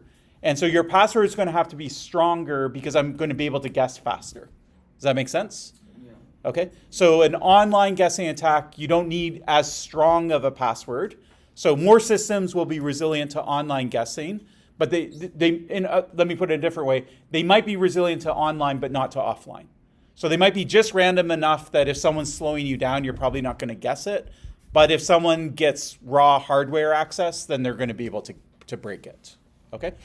So roughly speaking, a biometric falls into the case of you're not going to guess it with an online guess. But if you have an offline system, if you can run hashes as fast as you can with a computer, you can try every fingerprint combination. Okay, so the amount of entropy is it's around 2 to the 40, 2 to the 50, if you want to put numbers on it. So what I say is that like if the number of possible combinations you could have is sort of in the 2 to the 64 range to the 2 to the 112 range, then I'll say that you could probably guess it with an offline guessing attack, but not with an online guessing attack. If there's less entropy than 2 to the 64, like a human memorized made up password, then I'm going to be able to guess it either way. I could have online or offline, I'll be able to guess it. And if it's more than 2 to the 112 combinations, then even with a supercomputer and custom hardware, ASIC chips and all of that stuff, I'm not going to be able to break the password itself. Okay, so these numbers are just sort of rough. They are kind of based on like kind of notions that you get from a government like NIST. But anyways, and there's a bit of wiggle room there, and you can talk about like does irises have more entropy than fingerprints and things like that. But anyways, for the purposes of the evaluation framework, that's sort of like what I'm thinking. Okay, human chosen secrets. They're usually really bad. Okay, so they tend not to be good quality randomness. Much better to let your computer choose a random number for you. There is some studies of how random. There's actually lots of studies on humans and how they choose passwords and rules and heuristics that they use. I'll show you my favorite one. So this is from a paper. This is an older paper, but this might actually be my favorite picture in all of computer science. I love this picture. But the backstory here is there was a social media website. It was called RockU, and it was kind of like Facebook, Twitter, but it was for music, and so it was like specialized to music. It's kind of like MySpace or something. Like it's really old, and they had a password breach, so their passwords got dumped. They weren't hashing them, and there were millions of people who had signed up. I forget the exact numbers, and so that was one of the first dictionaries that we had of passwords that people actually chose in real life for a particular service. Right? Yeah. And the other thing about it that we tend to do now is we tend to have a password policy. So password policy says that your password has to be between 8 and 16 characters or more than 8 characters. You have to have 1 capital letter, 1 number, special characters. RockU had none of that. Okay? So if you wanted your password to be the number 1, it could be the number 1. It could be 0. It technically couldn't be empty, but other than that, it could be anything you wanted. Okay? So what a lot of people did is they picked a 4-digit PIN. Okay, why would they pick a 4-digit PIN? Their birthday. Okay, so there's that thing too, but I mean, like, why would I do it as opposed to a password? It's easier to remember. Okay, it's easier to remember, and I have a bank card, and my bank card has a 4-digit PIN, so I'm probably just using the same 4-digit PIN as my bank card. Okay, so it's easy to remember, so that's what people did. So what the researchers did is they said, okay, let's go through rockq.txt, we'll look at all the passwords. Let's just get rid of everything that's not a 4-digit PIN, and we'll just do a study on just the 4-digit PINs. Okay, and we'll see what we find. Are there common patterns like people picking birthdays and things like that? Okay, so what they came up with is this graphic, and this graphic is actually every 4-digit PIN. How many 4-digit PINs are there?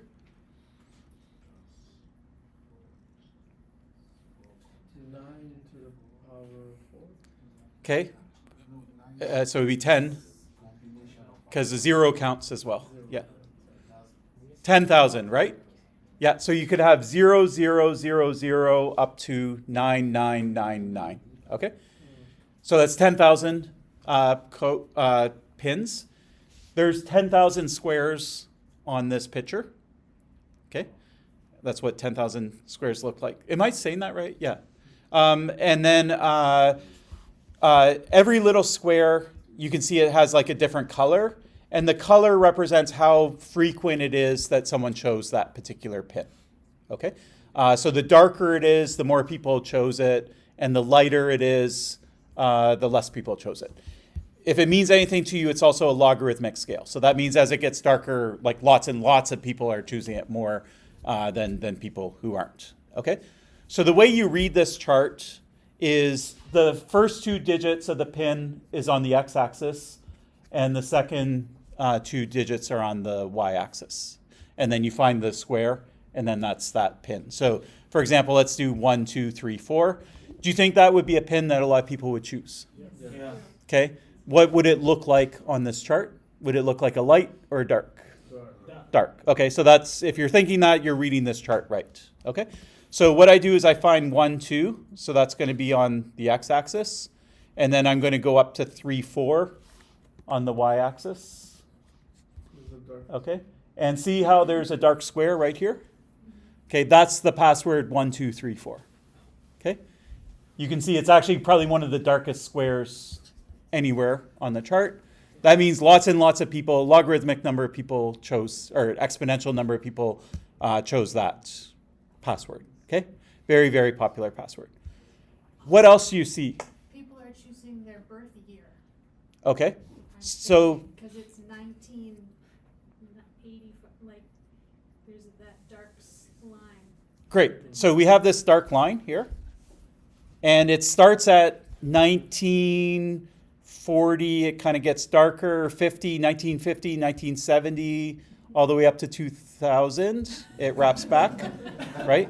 Then it kind of peters out around 2010, and that's around when the database breached. Okay, so what are those 4 digits?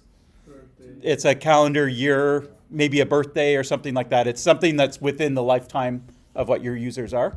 So you can see that, right? Plain as day. Okay, what are other 4 digits that people might use? Repetition of digits. Okay, so let's say I do 1111 or 2222. Where would I find that? 1010. Okay, so there's that kind of repetition as well. Yeah. 2020, and this is this. Yeah. And so that's this diagonal line, Diagonal. right? So like, for example, like this is, well here, like 4444, Yes. and any other kind of repetition would be on this diagonal. Yeah, and 4 repetitions are darker. I mean, on this. Exactly, and then there's some that are darker, okay? So like 6969, I have no idea what that means, but that's like a very dark square. Okay, what else do you see? What about this? I call it a castle because it kind of looks like the moat of a castle.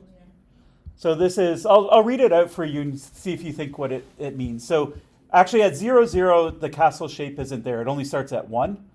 So for 0, 1, the castle ends at 31. Then it goes to 28, maybe 29. then it goes back to 31, then it goes to 30, The days. 31, 30, 31, 31, 30. What is that pattern? The days, month. Okay, that's the days of a month, right? So these are dates. So like 0, 1. So for example, like a birthday, not the year, but the actual date, month, year, year. Does everyone do month and then day? Okay. In the US, they do that. What do we do in Canada? We do usually the day first and then the month. Oh, no worries. It's just like you can see a flip of this exact pattern here, right? And so that's the Canadians here, and these are the Americans up here. So if you knew nothing about humankind, except for what 4 pins they chose, 4-digit pins, you could get the Georgian calendar out of this just by looking at the pins that they choose. And then there's a bunch of other stuff. And so it's a fun chart where you can just be like, oh, what's that dark square there? And then you kind of figure out what the number is, and then you Google it. So let's see. So month, day is this. Day, month is here. Years, so we have 1900s to 2020s or 2000s. We have math kind of stuff, so like numbers like 777, 444, so that type of pattern. This is 2468. Okay, so it's just a sort of common number.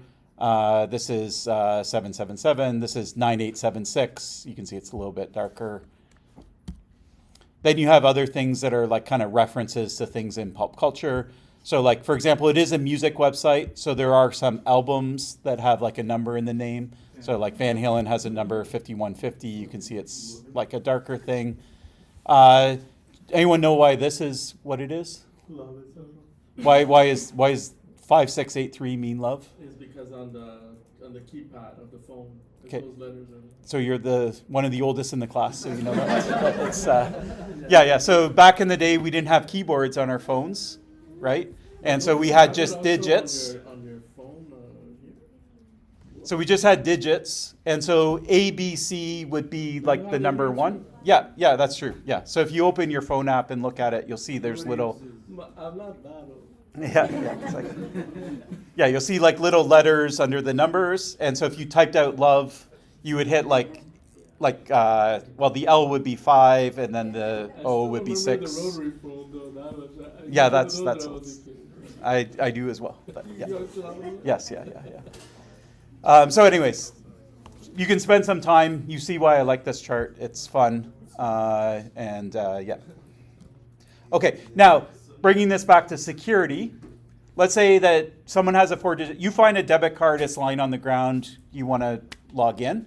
Are you going to walk up to the bank machine and do 0000, 001, 002, 003? No, you're not. You're going to look at this, and you're going to start with 1, 2, 3, 4, 6, 9, 6, 9, like whatever. You're going to go through it in an order where it's the darkest squares to the lightest squares. Okay, so nobody is going to exhaustively search like a random thing. And that's how we crack passwords as well. So when you get this dictionary file from John the Ripper or other like sources, the most frequent passwords are at the top, right? And that's how you're going to go through things and try and crack. Normally, you Yeah. only have like 3 tries before you get locked out, right? So that's the difference between online and offline. So an online guessing, yes, you could get locked out if you guess too much. But with an offline, you have the hash. The server's not, like Google's not in the picture anymore. It's something I have in my possession. You compare with And the I- password file? Exactly. So I have a copy of the password file and I'm just comparing.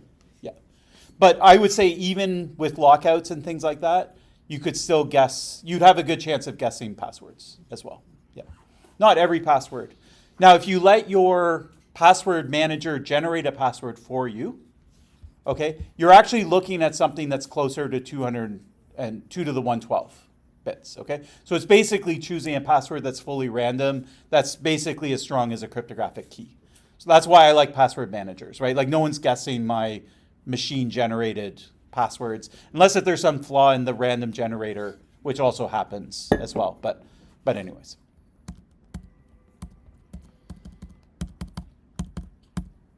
So what is the significance of 7 in the second digits? You can see a line there. This 70 in digit 2. It's actually one below 70. Yeah. Okay, we won't talk about that. All right.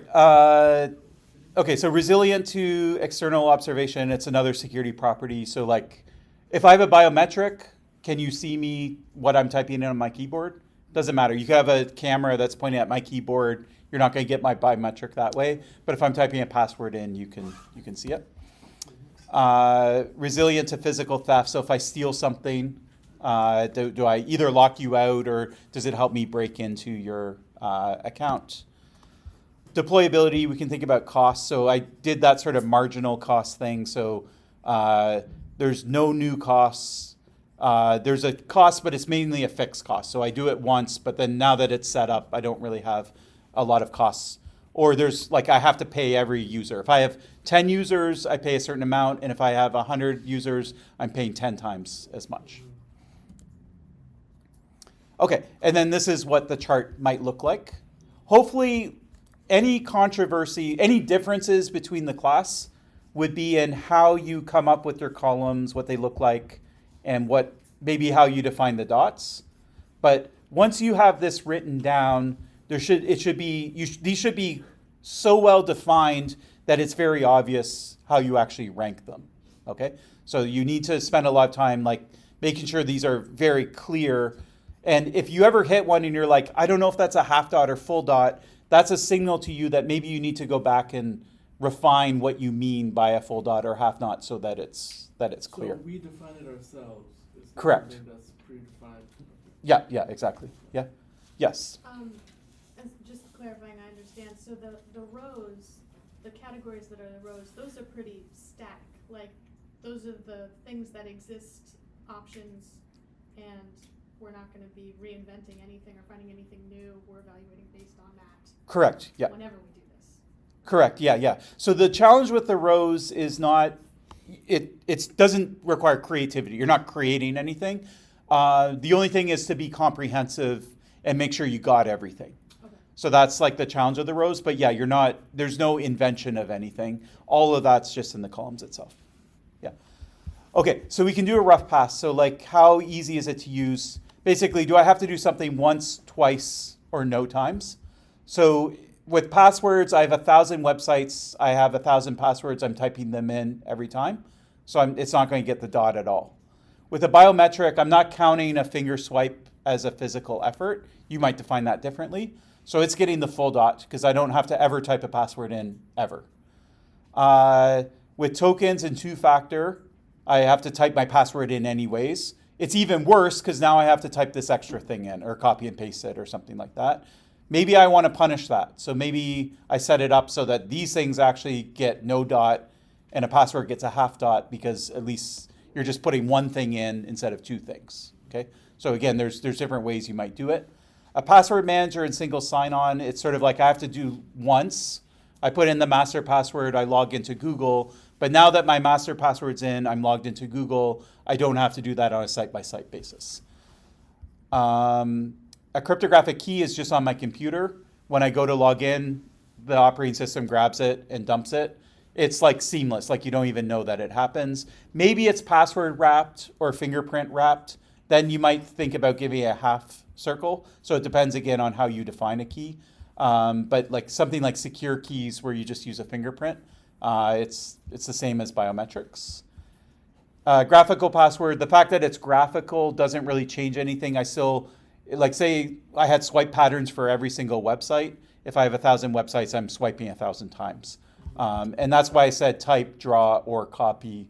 I didn't just say type because you might have to draw it as well. Okay, memorize. Basically, it's the same story. So passwords, 1,000 sites, I have 1,000 passwords.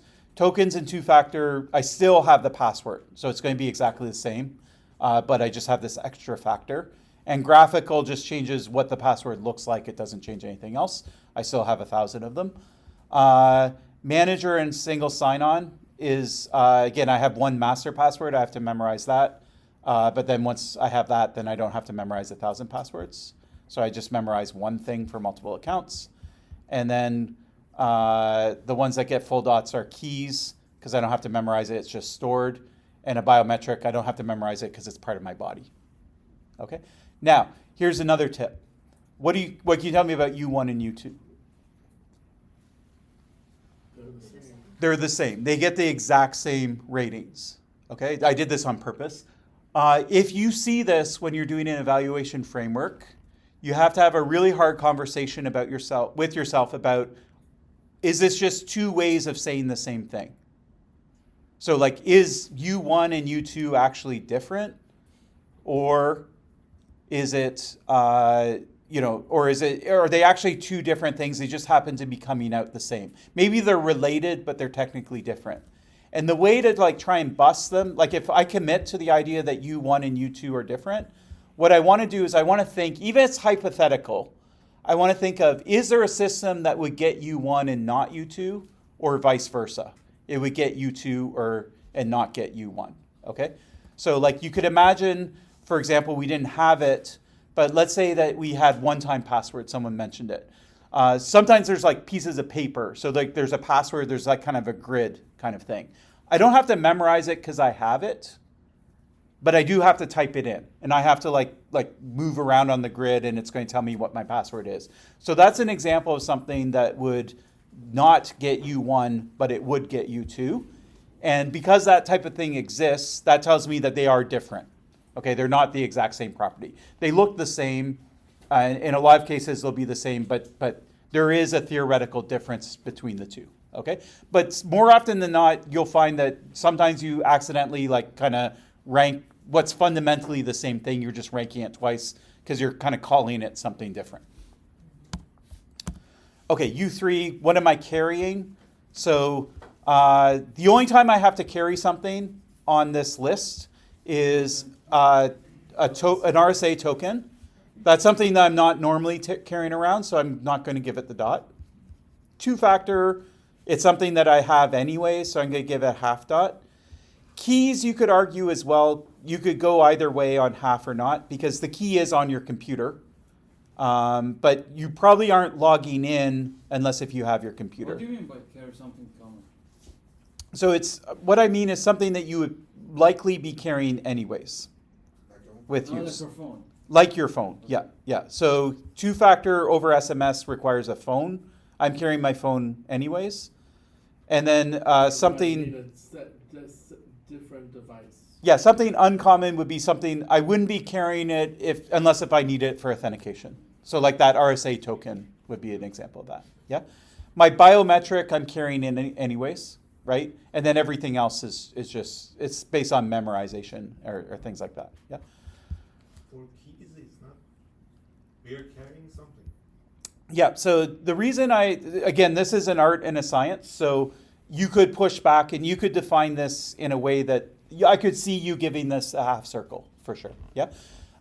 My point is that you're already okay. The only reason you're doing one of these things is because you're authenticating anyways, right? Like if I'm not logging into a website, and if I'm logging into a website, I already have my computer or whatever. Otherwise, I wouldn't be in this position of having to log in. Yeah, but look at it in this way that like your charger of the main laptop breaks. So now what? Yeah. Yeah, so that's a slightly different property. So I could have a column that basically says, I sit down at a brand new computer, can I log in, yes or no? And keys would not get that property. A password would, because it's in my head. So I can sit at your computer and log in.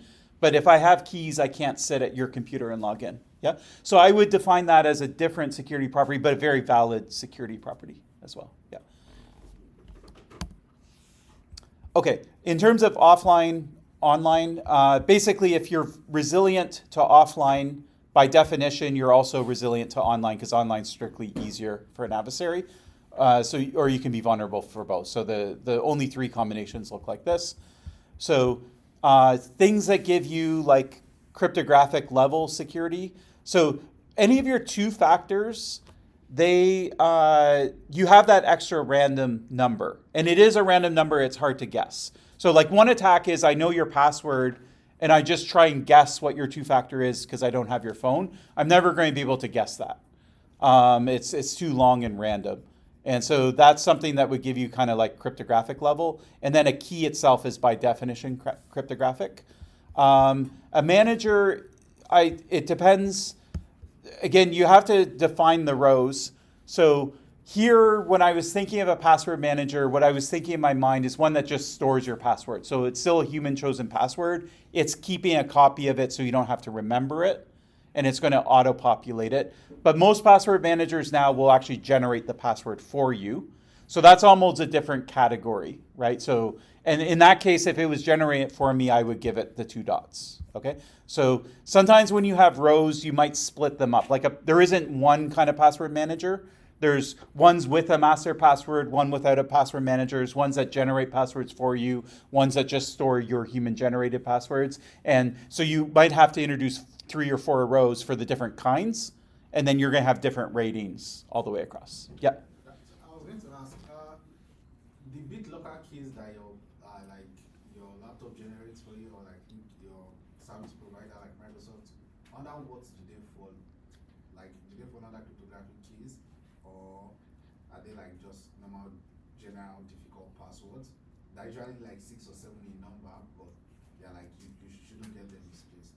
Yeah, so they are a few things. So first off, they're randomly generated with what's called a random number generator. So they're uniformly random. Okay. This reminds me of just one other thing I want to mention. Let's go back to this picture. Let's say that these pins were machine generated and they were uniformly random. So no one did human guessing. What would this picture look like? All white or light blue, like they'd all be the same shade. There'd be no structure, there'd be no light or dark kind of thing. So that's what I mean here is, yeah, it will generate something that's uniformly random. That's a lot harder to guess because there's nowhere to start. I might as well just start at 0, 0, 0, 0, 0, 0, 0, 1. There's no better way of going through them. The length is going to vary. And so it depends. It's sort of a trade-off between usability and security. Yeah. And yeah, that's it, basically. Yeah.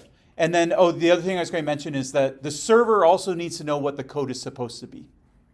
So the server has a copy and you have a copy. And if it's an internet-based thing, then the server just generates it and sends the challenge to your phone. And if it's something that you could use offline when you don't have the internet, like the RSA tokens, then that means there's a seed in your phone that's generating them. The server has the same seed and it's generating in the same order at the same time, and they're synchronized. And that's a different threat model too. But yeah.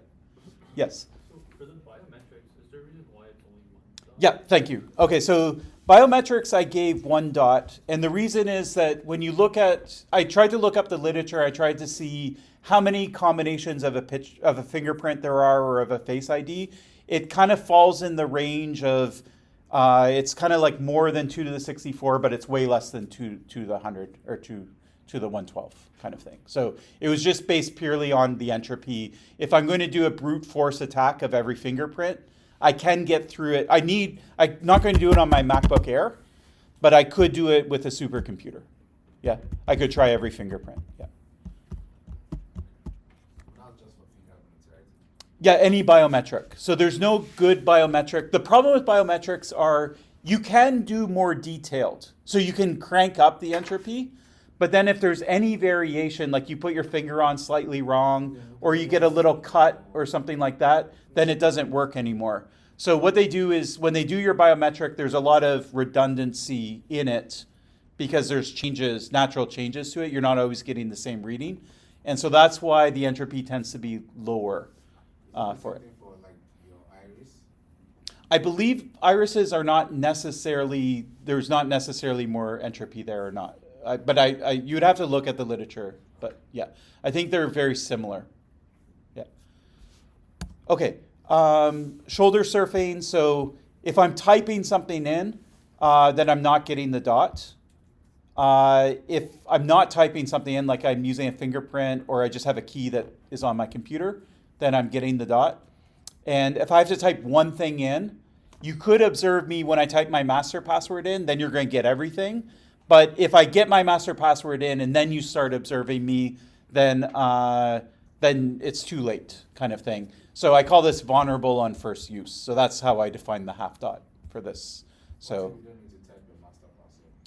if you don't need to, then I would give you the full dot. So if your fingerprint unlocks, say, your password manager, then you could get a full dot. Yeah. Physical theft, is there something to steal? And so the things that you could steal are a key, you can lift it off my computer. Two-factor doesn't count. I can steal your RSA, but I don't know your password. So it's not enough to be able to steal it. So it still gets the full dot. And sort of morbidly, I did say you could steal your biometric, right? So I can lift your fingerprint, 3D print something, or do something worse, in order to get it. And then in terms of costs, the two things that are mainly expensive, I put RSA tokens are expensive because you have to give one to every user, right? Say Concordia wanted to roll it out. Every student now has to get an RSA token. They're not that expensive, but they're $10, $50 per person. That adds up to a lot when you have 20,000 students. Biometrics aren't expensive because the biometrics is expensive. It's because the reader is expensive, right? So if you don't have the reader, like say Concordia said, okay, now everything's fingerprint based. We all have to get laptops with a fingerprint reader. Maybe we already have them, but if we don't have them, then we'd have to get one, or we'd have to get a USB thing to hook it up. And so that's going to be a cost per user. If we went to irises, nobody has an iris scanner, right? And so everyone would have to go out and buy an iris scanner. To get into Moodle, you have to scan your iris, so that would be expensive. So that's why biometrics doesn't get it. And then for single sign-on, it was the cost to the provider of setting up the server. So they have to set up the server and get in the loop of everything. But it's sort of expensive at first. But then once you have it all set up, the marginal cost is very low per user. So I gave it a half dot on that. And then everything else, there's no additional cost. Okay, so that's sort of what this looks like. Now, two things about this, and then I'm going to talk about the assignment. Which one's the best? Okay, and why? Like, what were you doing to conclude that? It's sort of an obvious answer there, but why does keys look good? Because it has the most dots. Yeah? Okay, now what if you really care about S4 though? Okay, I forget what S4 is. Physical theft, okay? You're in an environment and physical theft is rampant, okay? Would you want to deploy keys? No. Okay? So it isn't necessarily the best. It depends on your priorities, right? So different people will look at these and someone might say, S4 to me is the most important security property. I can live without the other ones. And for them, that's not going to be a good solution. Okay? Other people might say, I really care about S1. If I don't have S1, you might as well not do anything. And so, they're only going to be considering these four. So this table, you're tempted to I've seen columns where they sort of count up the dots and they give you a score. That's the wrong message. We want to do a neutral presentation and we're just saying these are the trade-offs, okay? You can look at the table and you can decide for yourself. We're not going to interpret it for you. We're just we're laying it all out for you. You can look at the table and decide which is most important to you. And different people will look at this table and they'll come up with what they think is best, okay? By the way, that's why we don't have a standard replacement for passwords, right? Probably in the last, say 1 year, you've probably used almost every one of these on the list. Maybe not all of them. Maybe there's 2 or 3 that you haven't, you probably haven't used an RSA token, but you've used at least 3 or 4 or 5 of these, okay? Why is that? Why don't we all just agree on two-factor? It's because there's trade-offs. There is no clear solution, right? Different people care about different things, okay? And so whenever you have a situation like that, in 10 years from now, I've been giving this lecture since whenever, and this paper was written in 2012. That's over 10 years ago. And it's still basically the same story, yeah? And it's not going to change. I can give this lecture in 10 years and it's going to be, maybe there's 1 or 2 new things, but it's basically going to be the same story. There's no solution. There's only trade-offs. If you pick up an academic paper, this is on Moodle, you can see this is the chart that we did, except for it's a lot more detailed. So they have lots of different rows, and they kind of break it up into subcategories. So for biometric, they do look at fingerprint versus iris versus voice. And then like two-factor, they have a bunch of different kinds and things like that. And you can see that they have a lot of columns here, a lot more than we did. And according to these authors, this is more or less complete. So they don't think that there's any columns that they missed. Maybe there's one or two, but you would be very hard pressed to like find a column. So that's the goal of a paper like this, is to really try and think of everything. And I know some of these authors, and they tell me of like how long they spent like coming up with this. So like now that it's done, it looks like something maybe you could do in an hour or two, but it was like months and months of them arguing on the phone about things, and does this column the same as this column, and do we need to split this into two and things like that. Okay, do you have to do something for this of this level for your assignment? You do not. For a class project, say you decided to do this for a class project, this kind of thing, probably not. This is like the very top tier security conference. And by the way, the paper is like 20 pages long, and it's just an explanation row by row, dot by dot. You know, what does this column mean? What's a full dot? What's a half dot? What's a no dot? Why does this get the full dot and not the half dot? And like it takes a lot of time just to like explain this. But anyways, I gave you two benchmarks. So the thing we did in class is a toy example, and this is like the supreme example. It's really good. And then for your assignment and for a project, you're kind of aiming in between. So you're going to do something that's a bit better than what we just did in class, but it doesn't have to be like a full-fledged. Yeah, so let me emphasize this again. So every year, at the end of the year, I'm surprised by how many people do this in their project. Or maybe they do three things and this is one of the three things. You absolutely do not have to do any, like you don't have to use Stride in your project. You don't have to use an evaluation framework. You don't have to do your project based on something we do in class. There's a lot of methodologies out there that we're not covering in the class. You can do any one of them. As long as you're talking about what security means and how to evaluate it, then that's fine. Yeah. So so you don't have to do this. Don't get locked into like a project is this kind of thing. And if your project doesn't fit with this, like if you're not trying to tell a story about why there's trade-offs between security things, don't try and fit this in your project and think, oh, my project's not complete until I have something like this. And then you just try and squeeze it in, but it doesn't really make sense with what your project's about. So yeah. Okay. And then they basically say what I said in words, which is just that, you know, there's no winner here. If you look at them, they all have some desirable properties and some undesirable properties. And basically what we predict is that, you know, 10 years, 20 years from now, it's still going to be a mess. And lots of people will be doing lots of different things. And it doesn't look like there's a winner amongst them, which has proven to be true. Okay, let me go to assignment 1.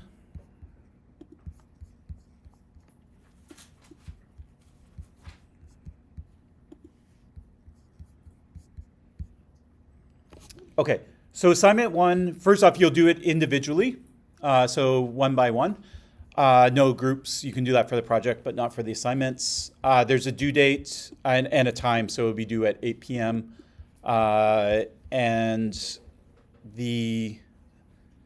Okay, if you want to be late, you can be late. You don't have to tell me about it. You can just hand it in late.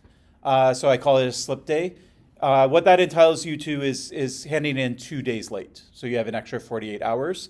But the only rule is that if you slip on assignment 1, you have to hand in assignment 2 on time, or vice versa. You can hand in assignment 1 on time and then slip on assignment 2. So it's at your discretion whether you want to slip on assignment 1 or 2. Those are the only 2 assignments. So if you hand in assignment 1 on time, you might as well slip on assignment 2.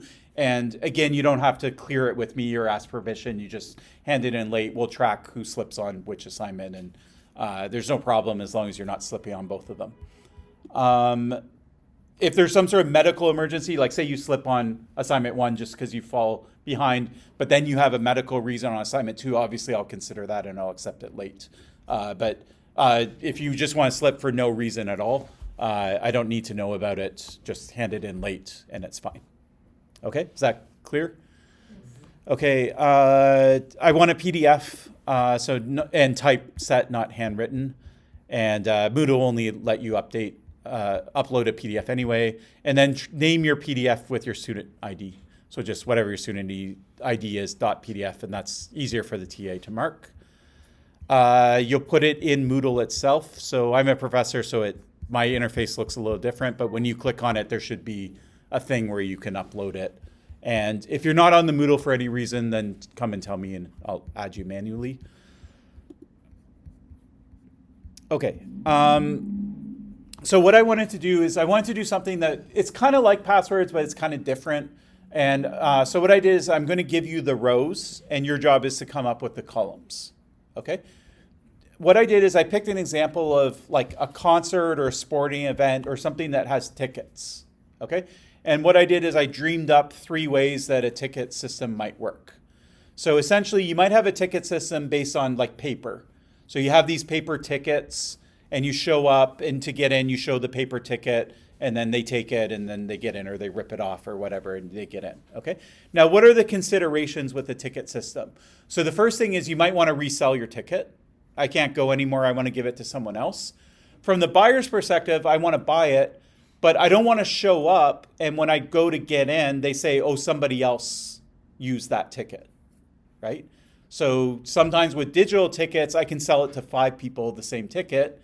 The first one that gets there gets in, and the other 4 can't get in because someone else got in. Okay, so that's kind of like a security property. So I'd like to have a system where if I buy a ticket, secondary market, I know for a fact that that belongs to me, and there's not another copy of it that's floating out there. You could have people who are trying to scam you, make fake tickets. Another thing is that, like a music artist, they want their fans to get the tickets, but they're really popular. So as soon as they put them on, they're scalpers, and they go and they buy them all up, and then they resell them. So maybe there's some system where I could, get it to the fan somehow. Like I have a fan club, and if you've been a member for a year, then I give it just to you first, and then before I go on general markets. So this whole ticket thing, by the way, it was one of the weirdest events I went to, but I talk about blockchain a lot. And so I went to Canada Music Week, which is like the music industry's like big industry event once a year in Canada. And they had this like panel on blockchain, so we talked about blockchain stuff. But then during the day, I was sitting listening to all the other talks, and everyone was obsessed with like StubHub and all these secondary market tickets. And the whole conference was more or less about the music industry, like hating the ticket system and not knowing though what to replace it with that would be better. Okay, so what I did is I came up with 3 theoretical, hypothetical ticket systems. So the one is physical. You can read the description of it before next week and then ask me your questions about it. We're kind of running low on time. I want to tell you what the assignment is, so I won't go through them. There's an e-ticket system, which is electronic. So as opposed to physical, it's now electronic. And then the e-ticket system, it's electronic, but sort of offline. So you have like a QR code or something like that. They scan it. But the person scanning it and you showing it, you don't have to have an internet connection. And then I envision a sort of online system where there's a database and it's tracking who owns the tickets. And so when you show your ticket, you have to ping the database, and then it's going to say, yes, that belongs to that person, or no, that doesn't. Okay? And there's some little differences in terms of the different scenarios. Okay? So what I'd like you to do is compare these 3 systems. I don't think there's a winner. I think it's another thing where there's trade-offs between them. And so there's 2 questions. So the first question is from last week on Stride. So what I'd like you to do is go through each system and also go through each 6 of the Stride categories. And what you're going to do is you're going to start with the first system, which is the physical ticket system, and the first letter of Stride. Okay, so you're going to do spoofing on physical ticket systems. I want a few sentences. Try and limit yourself to exactly what it says, otherwise the TA has to read a lot. So you're going to say, is spoofing a concern with tickets?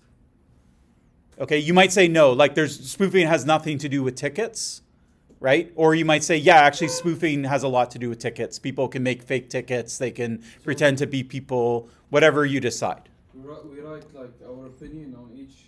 Yeah, each one yeah, of the Stride, right? yeah. So you give me one sentence that says your opinion. One sentence for each. Yeah, yeah. And is this based Well, just on- wait. Just let me say it. Okay. So starting with spoofing, you're going to state, in your opinion, whether it's actually a valid concern or not. So you might decide for different letters, like there's no escalation of privilege, but spoofing is important, that kind of thing. You'll talk about what this system, the physical ticket system, does to prevent spoofing attacks. Okay? And then you'll also say whether it's good or bad. Like, it's good, it's bad. Like, they print it on special paper, so it's hard to make a forgery, or that's bad because, like, anyone can just print out a ticket, or whatever you decide. Okay? And so for all of that, don't use more than 4 to 5 sentences. Okay?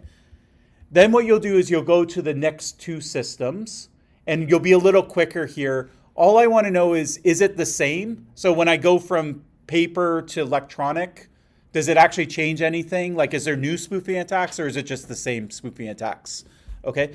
And so you can basically just say it's the same or it's different, and if it's different, how it's different.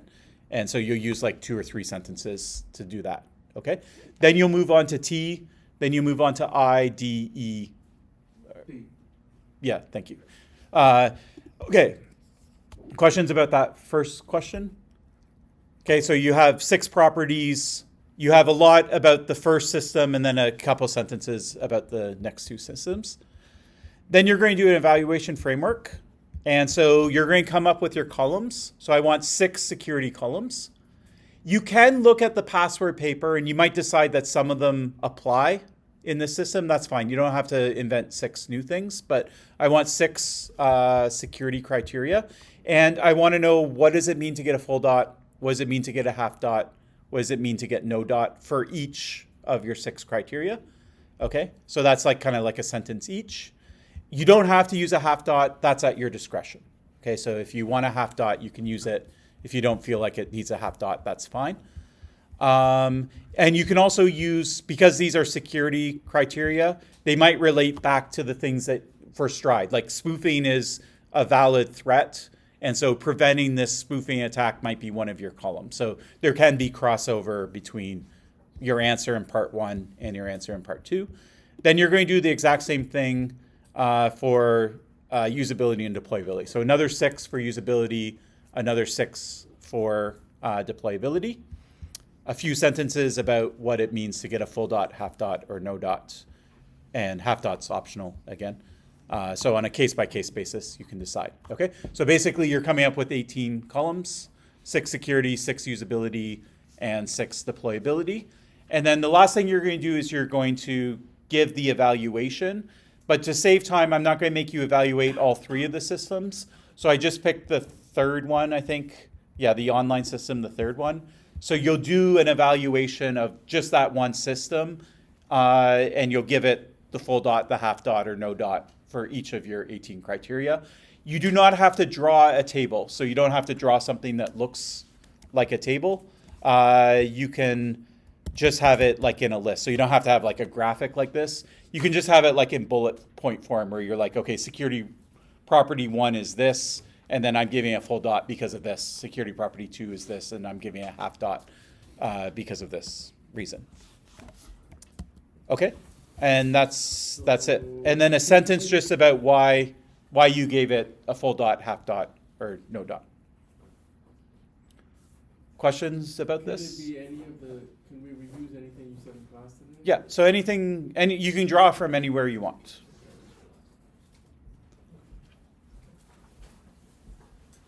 Okay, all right, read through the 3 things, and then if you have questions, we can talk about the assignment again next week as well. You might have more questions once you read them. It's due February 13th, so you have 3 weeks, I think, to work on it. Yeah. Does it have to be typed out?